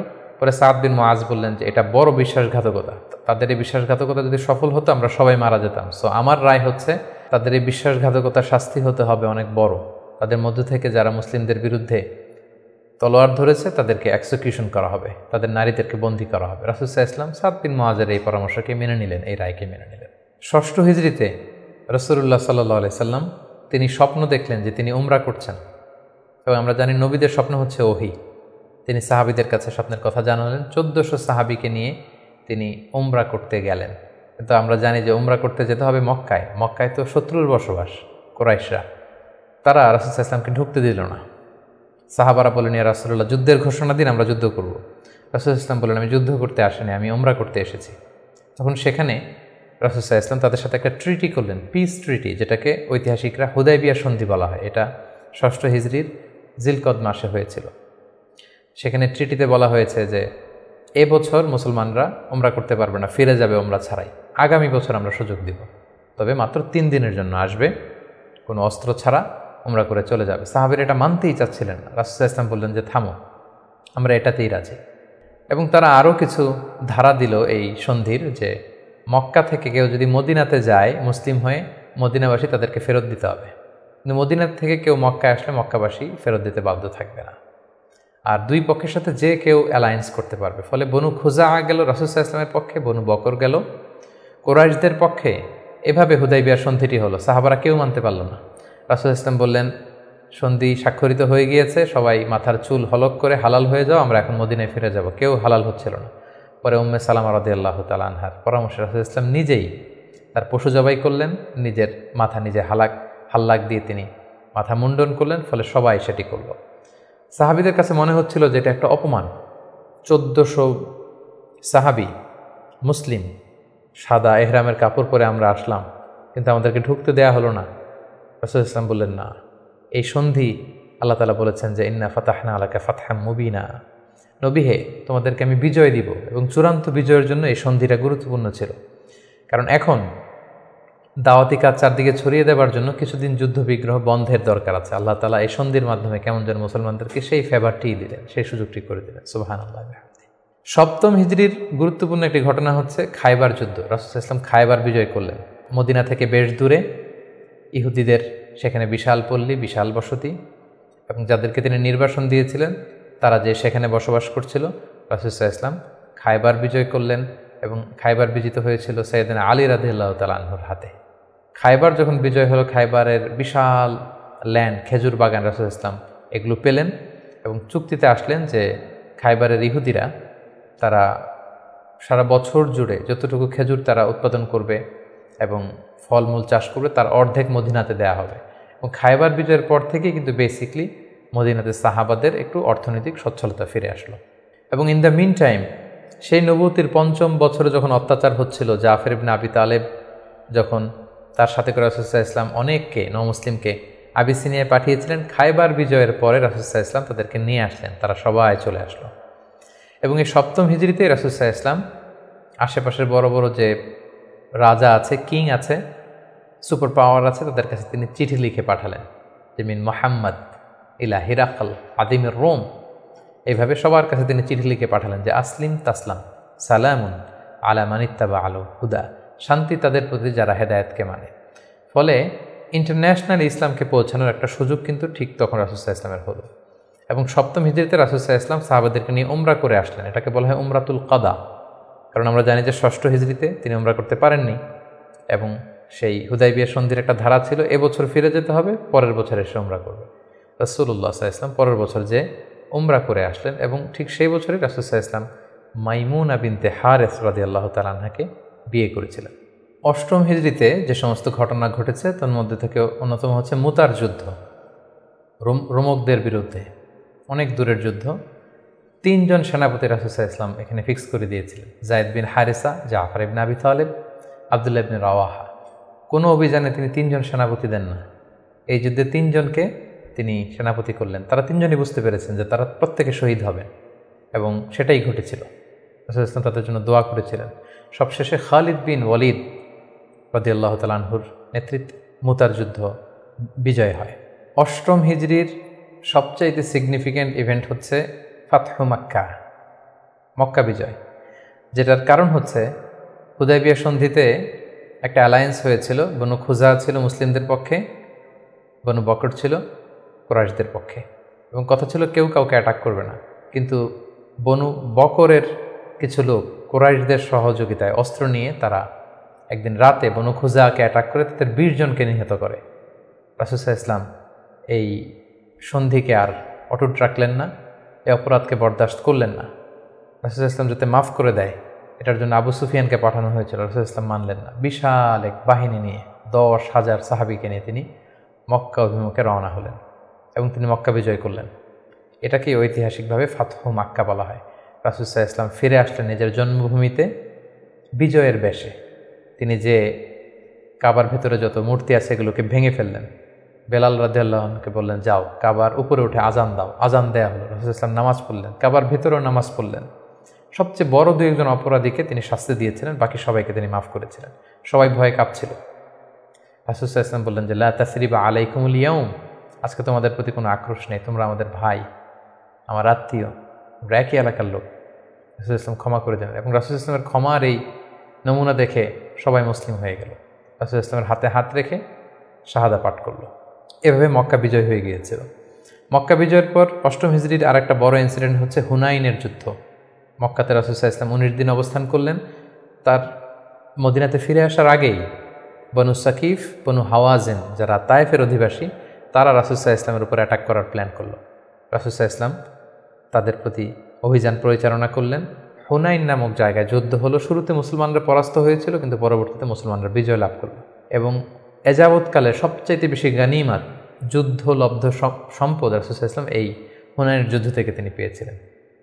এবং এই যুদ্ধে রাসূল সাল্লাল্লাহু আলাইহি ওয়াসাল্লামের সেই দুধমা হালিমা, দুধবোন শাইমা তারা বন্দী হয়ে এসেছিল। রাসূল সাল্লাল্লাহু আলাইহি ওয়াসাল্লাম তাদেরকে চিনতে পারলেন, তাদেরকে ক্ষমা করে দিলেন, তাদেরকে অনেক উপর হুকুম দিলেন।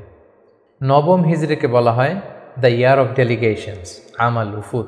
ইসলাম যেহেতু এখন একটা স্থিতিশীল শক্তিশালী অবস্থায় আছে, মুসলিম সাম্রাজ্য পৃথিবীর বিভিন্ন দেশ থেকে রাসূল সাল্লাল্লাহু আলাইহি ওয়াসাল্লামের সাথে অ্যালায়েন্স করার জন্য, জোট করার জন্য, তারা নিজেদের সমর্থন দেওয়ার জন্য অথবা শাহাদা পাঠ করে মুসলিম হওয়ার জন্য রাসূল সাল্লাল্লাহু আলাইহি ওয়াসাল্লামের কাছে এই বছর এসে ৯ম হিজরিতে এসে দেখা করতে লাগলো। এবং ৯ম হিজরিতে একটা বড় যুদ্ধ হয়েছিল যেটাকে তাবুকের যুদ্ধ বলা হয়। ৯ম হিজরির রজব মাসে রাসূল সাল্লাল্লাহু আলাইহি ওয়াসাল্লাম রোমানদের বিরুদ্ধে যুদ্ধ করার জন্য তিনি অভিযান পরিচালনা করেছিলেন এবং এই সময়টা ছিল প্রচণ্ড গরমের সময় এবং খেজুর পাকার মুহূর্ত। ফসল পেকেছে, ফসল কেটে ঘরে উঠাতে হবে, প্রচণ্ড গরম, সফরের দূরত্ব অনেক বেশি। মুনাফিকরা নানা তাল বাহানায় রাসূলুল্লাহ ইসলামের কাছে ওজোর আপত্তি করলো, রাসূলুল্লাহ ইসলাম মেনে নিলেন। আর মুসলিমদেরকে নিয়ে রাসূলুল্লাহ ইসলাম তাবুকে গেলেন। তাবুকে যে রাসূলুল্লাহ ইসলাম সেখানে 20 দিন অবস্থান করলেন। আসলে সেখানে কোনো যুদ্ধ হয়নি, মুমিনদের ইমানি পরীক্ষার জন্য আল্লাহ তাআলা সর্বশেষ পরীক্ষাটা করলেন। মুসলিমদের এই বিশাল বাহিনী দেখে রোমান সাম্রাজ্যের সৈনিকেরা তারা যুদ্ধ করতে অস্বীকৃতি জানালো। যুদ্ধ ছাড়াই বিজয়ের বেশে রাসূলুল্লাহ ইসলাম তাবুক থেকে ফিরে আসলেন। ফিরে আসার পথে রাসূলুল্লাহ ইসলামকে জানানো হলো যে মুনাফিকরা একটা বিশেষ মসজিদ বানিয়েছে, সেখানে আপনাকে নিতে চায়। আপনি যে একবার নামাজ পড়াবেন, তারপরে সেখানে তারা ষড়যন্ত্র করবে। তাই তাদের ষড়যন্ত্রের মূলোৎপাটনের জন্য আপনি মদিনাতে ফেরার আগেই এই মসজিদকে জ্বালিয়ে দিবেন। আল্লাহ তাআলার অর্ডার। এই মসজিদের নাম হচ্ছে মসজিদে দিরার। মুমিনদের মধ্যে ডিভাইডেশন, ক্ষতি এবং সমাজের মধ্যে ক্যাওস সৃষ্টি করার জন্য, মুসলিমদের মধ্যে ঐক্যের মধ্যে ভাঙন তৈরি করবার জন্য তারা এই মসজিদ তৈরি করেছে। রাসূলুল্লাহ ইসলাম পাঠালেন সাহাবীদেরকে, এই মসজিদকে জ্বালিয়ে দেয়া হলো। এবং এই নবম হিজরিতেই তায়েফের বনু সাকিব গোত্র এসে ইসলাম ধর্ম গ্রহণ করলো। এবং রাসূলুল্লাহ সাল্লাল্লাহু আলাইহি ওয়াসাল্লাম নবম হিজরিতে আবু বকর রাদিয়াল্লাহু তাআলা আনহুকে হজের আমির বানিয়ে হজে পাঠালেন। বললেন যে আবু বকর যাও, তুমি যে এবার হজের লিডিং তুমি দিবে, আর বলে আসবে যে আগামী বছর 10ম হিজরিতে আমি নবী হজে যাব। এবং বলে দিয়ে আসবে যে আগামী বছর থেকে কোনো মুশরিক আর হজ করতে পারবে না। রাসূল সাল্লাল্লাহু আলাইহি ওয়াসাল্লামের নির্দেশনা পেয়ে নবম হিজরিতে আবু বকর রাদিয়াল্লাহু তাআলা আনহু তিনি হজ পরিচালনার জন্য গেলেন। এবং যাওয়ার পথে পথিমধ্যে সকল আরব গোত্রগুলোকে তিনি জানিয়ে দিলেন যে আগামী বছর কিন্তু নবী হজে আসবে, ফলে কোনো মুশরিক আর আগামী বছর থেকে হজের সুযোগ পাবে না। এবং এই নবম হিজরিতে রাসূল সাল্লাল্লাহু আলাইহি ওয়াসাল্লাম জাজিরাতুল আরবের বিভিন্ন এলাকায় ইসলামের দাওয়াত পৌঁছানোর জন্য বিভিন্ন সাহাবাদেরকে দায়িত্ব দিয়ে দাঈ ইলাল্লাহ হিসেবে পাঠিয়েছেন। এবং ঠিক তখনই আল্লাহ তাআলা আয়াত নাজিল করলেন, ওয়ারাআইতান নাসা ইয়াদখুলুনা ফি দীনিল্লাহি আফওয়াজা। অর্থাৎ হে নবী, আপনি দেখবেন দলে দলে জাজিরাতুল আরবে লোকজন ইসলামের ছায়াতলে চলে আসছে। এবং সেটাই হলো, দলে দলে লোকজন ইসলাম ধর্ম গ্রহণ করতে লাগলো। 10ম হিজরিতে রাসূল সাল্লাল্লাহু আলাইহি ওয়াসাল্লাম মুআয ইবনে জাবালকে, আলী রাদিয়াল্লাহু তাআলা আনহুকে ইয়ামানে পাঠালেন, খালিদ বিন ওয়ালিদকে নাজরানে পাঠালেন। এবং 10ম হিজরিতে রাসূল সাল্লাল্লাহু আলাইহি ওয়াসাল্লাম হজে বের হলেন। প্রায় লক্ষাধিক সাহাবাকে নিয়ে তিনি হজের জন্য গেলেন। সহিহ মুসলিমের বর্ণনা, জাবের রাদিয়াল্লাহু তাআলা আনহু বলেন, মদিনা থেকে জুলহুলাইফা থেকে হেরাম বেদে রাসূল সাল্লাল্লাহু আলাইহি ওয়াসাল্লাম যখন বেরোলেন, আমি তাকিয়ে দেখি ডানে হাজার হাজার সাহাবী, বায়ে হাজার হাজার সাহাবী, সামনে পেছনে হাজার হাজার মানুষ। যেখান দিয়ে যাচ্ছে লোকজন রাসূল সাল্লাল্লাহু আলাইহি ওয়াসাল্লামের কাফেলার সাথে হজের জন্য যুক্ত হচ্ছে। রাসূল সাল্লাল্লাহু আলাইহি ওয়াসাল্লামের এই হজটাকে বিদায় হজ বলা হয়। এবং এই বিদায় হজে তিনি একটা ঐতিহাসিক ভাষণ দিয়েছিলেন, যেটাকে বিদায় হজের ভাষণ বলা হয়। দিনটা ছিল জুমাবার। রাসূল সাল্লাল্লাহু আলাইহি ওয়াসাল্লাম তিনি আরাফার ময়দানে জিলহজ মাসের 9 তারিখে ঐতিহাসিক ভাষণ দিয়েছিলেন, এই বিদায় হজের ভাষণ, যেখানে তিনি জাহিলিয়াতকে কবর দিয়েছিলেন। জাহিলিয়াতের সব কিছু তিনি সেদিন ড্যামলিশ করেছিলেন। সুদকে তিনি পায়ের নিচে স্থান দিয়েছিলেন। এবং সেখানে তিনি মানবতার কথা বলেছেন, উইমেন রাইটসের কথা বলেছেন, নারী অধিকারের কথা, শ্রমিকদেরকে নিয়ে তিনি সেদিন কথা বলেছেন। সেখানে ভ্রাতৃত্বের কথা তিনি বলেছেন। সেখানে শিরকের বিরুদ্ধে তিনি আওয়াজ তুলেছেন। সেই ঐতিহাসিক বিদায় হজের ভাষণে তিনি মানুষদেরকে কল্যাণের পথে আহ্বান করেছেন। এবং তিনি বলেছেন আমিরের আনুগত্যের কথা। এভাবে তিনি সেই ঐতিহাসিক ভাষণটি দিয়েছিলেন। এবং সবশেষে তিনি বলেছিলেন যে তোমাদের মাঝে আমি 2টি জিনিস রেখে গেলাম। ইঙ্গিত দিচ্ছিলেন যে আমার সময় শেষ হয়ে এসেছে, তোমাদের মাঝে 2টি জিনিস, I have left behind 2 things to you, 2টা জিনিস রেখে গেলাম। এই 2টাকে তোমরা যদি আঁকড়ে ধরো, তোমরা কখনো পথভ্রষ্ট হবে না। একটা হচ্ছে কিতাব আল্লাহ, আল্লাহর কিতাব, আর আরেকটা হচ্ছে সুন্নাতা রাসূলিহি, রাসূলের সুন্নাত। এই 2টাকে যারা আঁকড়ে ধরবে তারা কখনো পথভ্রষ্ট হবে না। এবং সেদিন ইসলামকে পরিপূর্ণ করে দেয়া হলো। আয়াত নাজিল হলো, আল ইয়াউমা আকমালতু লাকুম দীনাকুম ওয়া আতমামতু আলাইকুম নি'মাতি ওয়া রাদিতু লাকুমুল ইসলামা দীনা। হে নবী, আজকে তোমার দিনকে, তোমাদের জন্য দিনকে আমি পরিপূর্ণ করলাম, তোমার প্রতি আমার নেয়ামতের বাড়িধারাকে পরিপূর্ণ করলাম, এবং ইসলামকে তোমাদের জন্য দিন হিসেবে দিয়ে আমি আল্লাহ সন্তুষ্ট হলাম। এটাই ছিল রাসূল সাল্লাল্লাহু আলাইহি ওয়াসাল্লামের সেই ঐতিহাসিক বিদায় হজের ভাষণ। এবং সেটি ঘটেছিল 10ম হিজরিতে। হজ শেষ করে রাসূল সাল্লাল্লাহু আলাইহি ওয়াসাল্লাম মদিনাতে এসে তিনি রোমানদের বিরুদ্ধে যুদ্ধের জন্য রাসূল সাল্লাল্লাহু আলাইহি ওয়াসাল্লামের একজন প্রিয় সাহাবী ওসামা বিন যায়েদ রাদিয়াল্লাহু তাআলা আনহুকে নেতা করে পাঠিয়েছিলেন। কিন্তু তিনি যেতে পারেননি। মদিনা থেকে বের হওয়ার কিছুদিন পরই তিনি শুনতে পেলেন যে রাসূল সাল্লাল্লাহু আলাইহি ওয়াসাল্লাম অসুস্থ। 11 হিজরির কথা। রাসূল সাল্লাল্লাহু আলাইহি ওয়াসাল্লাম অত্যন্ত অসুস্থ হয়ে পড়লেন এবং সেই অসুস্থতা থেকে তিনি আর সুস্থ হয়ে উঠলেন না। এবং সেই অসুস্থতার কারণে রাসূল সাল্লাল্লাহু আলাইহি ওয়াসাল্লাম ইন্তেকাল করলেন। হিজরি 11 সনে রবিউল আউয়াল মাসের 12 তারিখ সোমবার রাসূলুল্লাহ সাল্লাল্লাহু আলাইহি ওয়াসাল্লাম এই পৃথিবী থেকে বিদায় নিলেন এবং তিনি আম্মাজান আয়েশা রাদিয়াল্লাহু তাআলা আনহার কোলের মধ্যে মাথা রেখে আম্মাজান আয়েশা রাদিয়াল্লাহু তাআলা আনহার ঘরের ভেতরে তিনি ইন্তেকাল করেছিলেন।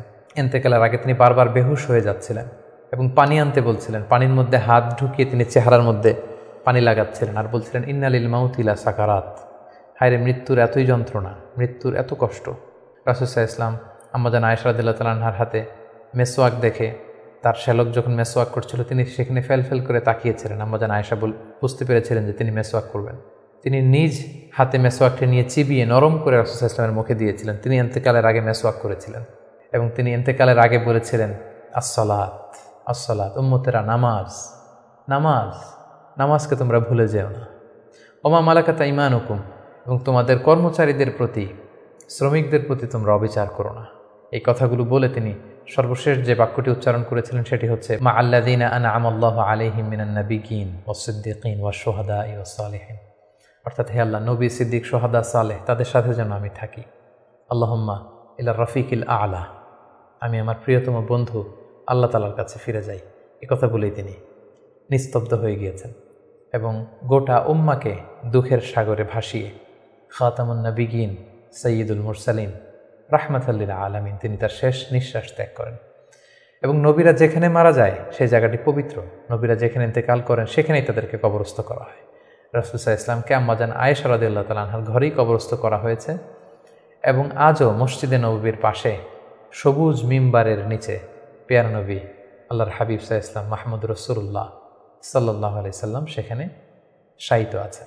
রাসূল সাল্লাল্লাহু আলাইহি ওয়াসাল্লামের জীবনী থেকে আমরা কিছু লাইফ লেসন নিয়ে আসব যে আমরা কী শিখতে পারি রাসূল সাল্লাল্লাহু আলাইহি ওয়াসাল্লামের জীবনী থেকে। প্রথম যেই লেসনটা আমরা উল্লেখ করতে চাই সেটা হচ্ছে, রাসূল সাল্লাল্লাহু আলাইহি ওয়াসাল্লাম খুব বড় মনের মানসিকতার অধিকারী ছিলেন, বড় হৃদয়ের অধিকারী ছিলেন। তিনি সবার জন্য ছিলেন। He use to think beyond the narrow borders. তিনি বড় হৃদয়ের অধিকারী ছিলেন, কখনো ন্যারো মাইন্ডেড ছিলেন না। উনি সবাইকে অ্যাকোমোডেট করতে চাইতেন। এজন্য আল্লাহ তাআলা বলেছেন যে, ওমা আরসালনাকা ইল্লা রাহমাতাল লিল আলামিন, হে নবী, আপনাকে আমি গোটা বিশ্ববাসীর জন্য রহমত করে প্রেরণ করেছি। তিনি শুধু আমাদের জন্য রহমত নন, মুসলিমদের জন্য রহমত নন, শুধু মুসল্লিদের জন্য রহমত নন, তিনি আলামিন, বিশ্ববাসীর জন্য রহমত। He is for all and his teaching is for all.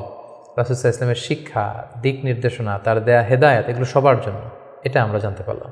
দ্বিতীয় যে শিক্ষাটা আমরা পাই সেটা হচ্ছে, রাসূল সাল্লাল্লাহু আলাইহি ওয়াসাল্লাম সবসময় সংঘবদ্ধ জীবনযাপন করেছেন।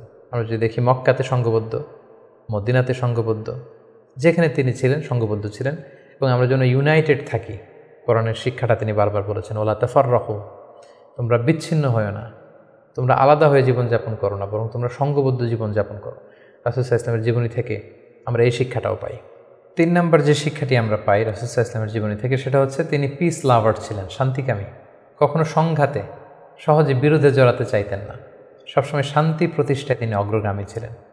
আমরা যদি দেখি যে কুরাইশদের সাথেও কিন্তু তিনি পিস ট্রিটি করেছেন, শান্তি চুক্তি। সাহাবারা রাজি হচ্ছিলেন না, কিন্তু তিনি করেছেন। মদিনায় এসে তিনি মদিনা চার্টার করেছেন, মদিনা সনদ করেছেন, ইহুদিদের সাথে একসাথে থেকেছেন, থাকতে চেয়েছেন, কিন্তু মদিনা সনদ ভঙ্গ হয়েছে যখন তারা বিশ্বাসঘাতকতা করেছে। তার মানে তিনি সবসময় শান্তির পক্ষে ছিলেন, শান্তিকামী তিনি ছিলেন। সো আমরা যারা নবীজির উম্মত বলে নিজেদেরকে দাবি করি, আমরা যেন সবসময় শান্তিকামী হই, আমরা যেন শান্তির পক্ষে থাকি, এটা আমাদের জন্য শিক্ষা।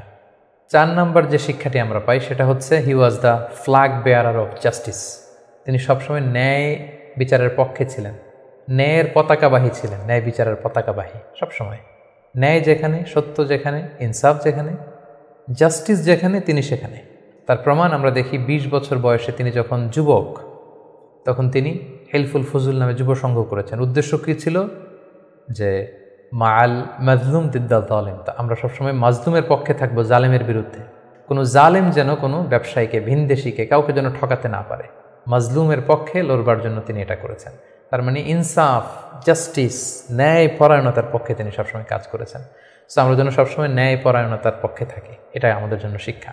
5 নম্বর যে ব্যাপারটা আমরা দেখি যে, রাসূল সাল্লাল্লাহু আলাইহি ওয়াসাল্লামের পুরো জীবনীটা যদি আপনারা খেয়াল করেন, 40 বছর, তারপরে নবুয়তির 13 বছর, তারপর মদিনাতে 10 বছর, আমরা যদি দেখি যে সবসময় রাসূল সাল্লাল্লাহু আলাইহি ওয়াসাল্লাম একটা স্ট্রাগলের মধ্য দিয়ে গিয়েছেন।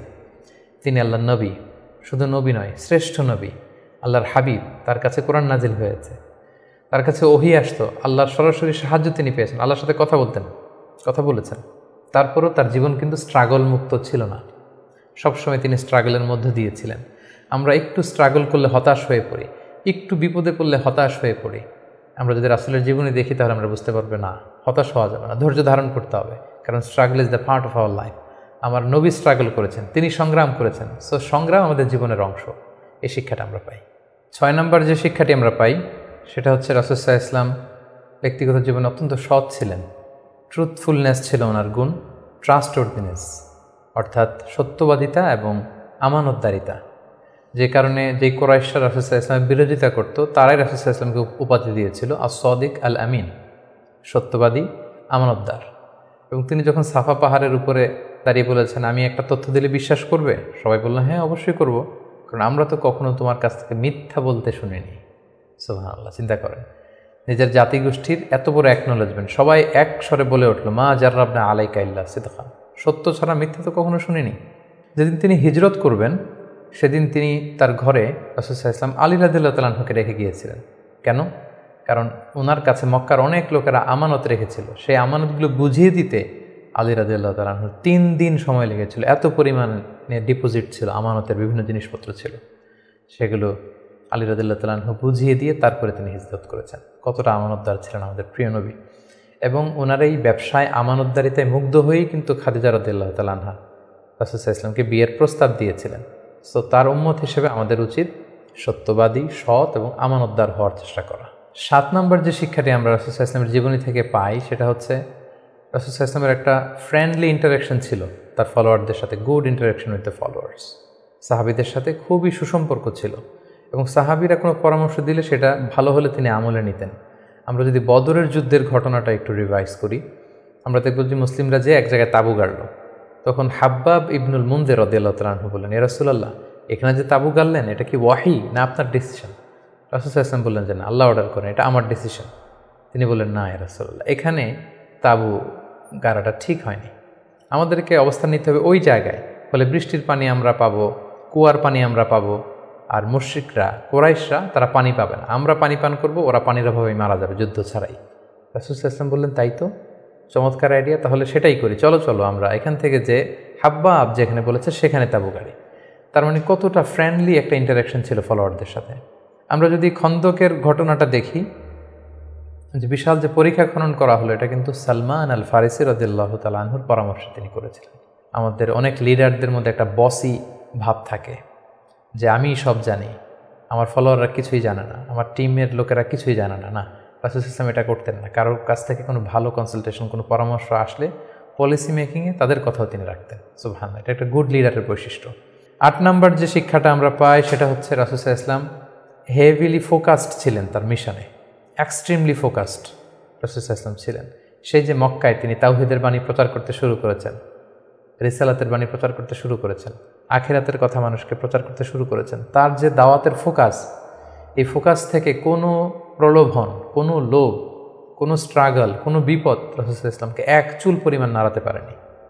সো আমরা যদি জীবনে সফল হতে চাই, আমাদের ফোকাস ঠিক রাখতে হবে।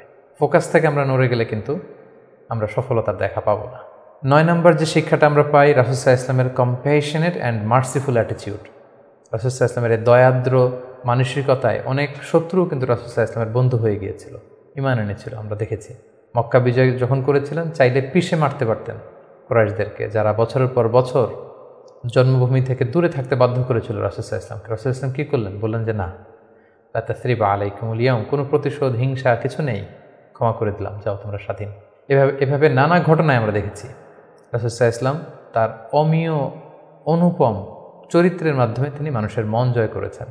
সো এই গুণাবলী যেন আমরা আমাদের মধ্যে ধারণ করবার চেষ্টা করি। সব শেষে আমরা যেই শিক্ষাটির কথা বলবো সেটা হচ্ছে succession management. A good leader produces good leaders. একজন ভালো নেতা শুধু ফলোয়ার তৈরি করে না, সে আরও নতুন নেতা তৈরি করে। রাসূল সাল্লাল্লাহু আলাইহি ওয়াসাল্লামের এই গুণাবলীটি কিন্তু ছিল। আমরা যদি দেখি, রাসূল সাল্লাল্লাহু আলাইহি ওয়াসাল্লামের ইন্তেকালের পরে আমাদের লিডারশিপ নিয়ে কোনো ক্রাইসিস হয়নি, সেখানে দাঁড়িয়ে গিয়েছে আবু বকরকে আমরা রাদিয়াল্লাহু তাআলা আনহুকে আমরা আমাদের খলিফা বানিয়েছি। আবু বকর রাদিয়াল্লাহু তাআলা আনহুর ইন্তেকালের পরে ওমরে ফারুক আমাদের খলিফা হয়েছে, তারপরে উসমান, তারপরে আলী রাদিয়াল্লাহু তাআলা আনহু। তার মানে রাসূল সাল্লাল্লাহু আলাইহি ওয়াসাল্লাম এদেরকে কিন্তু সবসময় ডানে বায়ে সামনে পেছনে কাছে নানা কাজে এঙ্গেজ করে নতুন নেতৃত্ব, নিউ লিডারশিপ কিন্তু তিনি তৈরি করেছিলেন। ফলে এই সাকসেশন ম্যানেজমেন্টে কিন্তু রাসূল সাল্লাল্লাহু আলাইহি ওয়াসাল্লাম সাকসেসফুল ছিলেন। এবং এখান থেকে আমরা যারা লিডারশিপ কোয়ালিটি আমাদের আছে, আমরা যেন নতুন লিডার তৈরি করে যেতে পারি উম্মার জন্য, এই শিক্ষাটি কিন্তু আমরা পাই। সম্মানিত সুধী, রাসূল সাল্লাল্লাহু আলাইহি ওয়াসাল্লামের জীবনের প্রতিটি স্টেপে, প্রতিটি পদক্ষেপে, প্রতিটি ঘটনা থেকে অসংখ্য অসংখ্য শিক্ষা আমাদের জন্য রয়েছে এবং বের করা সম্ভব। কিন্তু আজকের এক পর্বে এই সবগুলো শিক্ষা বা লেসন নিয়ে বা টিচিং নিয়ে আমাদের পক্ষে আলোচনা করা সম্ভব না। আমরা প্রফিট সিরিজের সর্বশেষ পর্বে আমরা এতটুকুই বলতে চাই যে আমরা এক পর্বে খুব সংক্ষিপ্ত পরিসরে এখানে উল্লেখ করলাম, আমরা কেবলমাত্র রাসূল সাল্লাল্লাহু আলাইহি ওয়াসাল্লামের সিরার উপর 50 পর্ব কিংবা 100 পর্বের একটা ধারাবাহিক সিরিজ করার প্রত্যাশা রাখি। আল্লাহ তাআলা আমাদেরকে তৌফিক দান করুক। সম্মানিত সুধী, রাসূল সাল্লাল্লাহু আলাইহি ওয়াসাল্লামের ফলোয়ার বা উম্মাহ হিসেবে আমাদের উচিত রাসূল সাল্লাল্লাহু আলাইহি ওয়াসাল্লামের আদর্শকে আমাদের জীবনে বাস্তবায়ন করা, তার প্রতি ভালোবাসার সর্বোচ্চ নমুনা পেশ করা, তার সম্মান আমাদের সম্মান। তাকে যখন গালি দেওয়া হয়, তার বিরুদ্ধে যখন কটু কথা বলা হয়, আমরা যেন তখন এটার প্রতিবাদ করি, লেখনীর মাধ্যমে, বক্তব্যের মাধ্যমে, একত্রিত হয়ে বিভিন্ন ইভেন্টস করার মাধ্যমে রাসূল সাল্লাল্লাহু আলাইহি ওয়াসাল্লামের রেখে যাওয়ার শিক্ষা যেন আমরা আমাদের বাস্তব জীবনে কাজে লাগাই, আমরা যেন অন্যের কাছে পৌঁছাই, আমরা যেন সোশ্যাল মিডিয়াতে ছড়িয়ে দেই এবং রাসূল সাল্লাল্লাহু আলাইহি ওয়াসাল্লামের এই শিক্ষার জন্য আমরা আমাদের অমুসলিম ভাই বোনদের কাছে পৌঁছাতে পারি। আমরা যেন রাসূল সাল্লাল্লাহু আলাইহি ওয়াসাল্লামকে আমাদের জীবনের চাইতে বেশি ভালোবাসতে পারি। আমরা যেন বেশি বেশি রাসূল সাল্লাল্লাহু আলাইহি ওয়াসাল্লামের প্রতি দুরূদ পড়ি, তার রেখে যাওয়া শিক্ষা এবং আদর্শ যেন আমরা মেনে চলতে পারি। আল্লাহ তাআলা আমাদের সবাইকে কথাগুলো বোঝার, আমল করার তৌফিক দান করুন।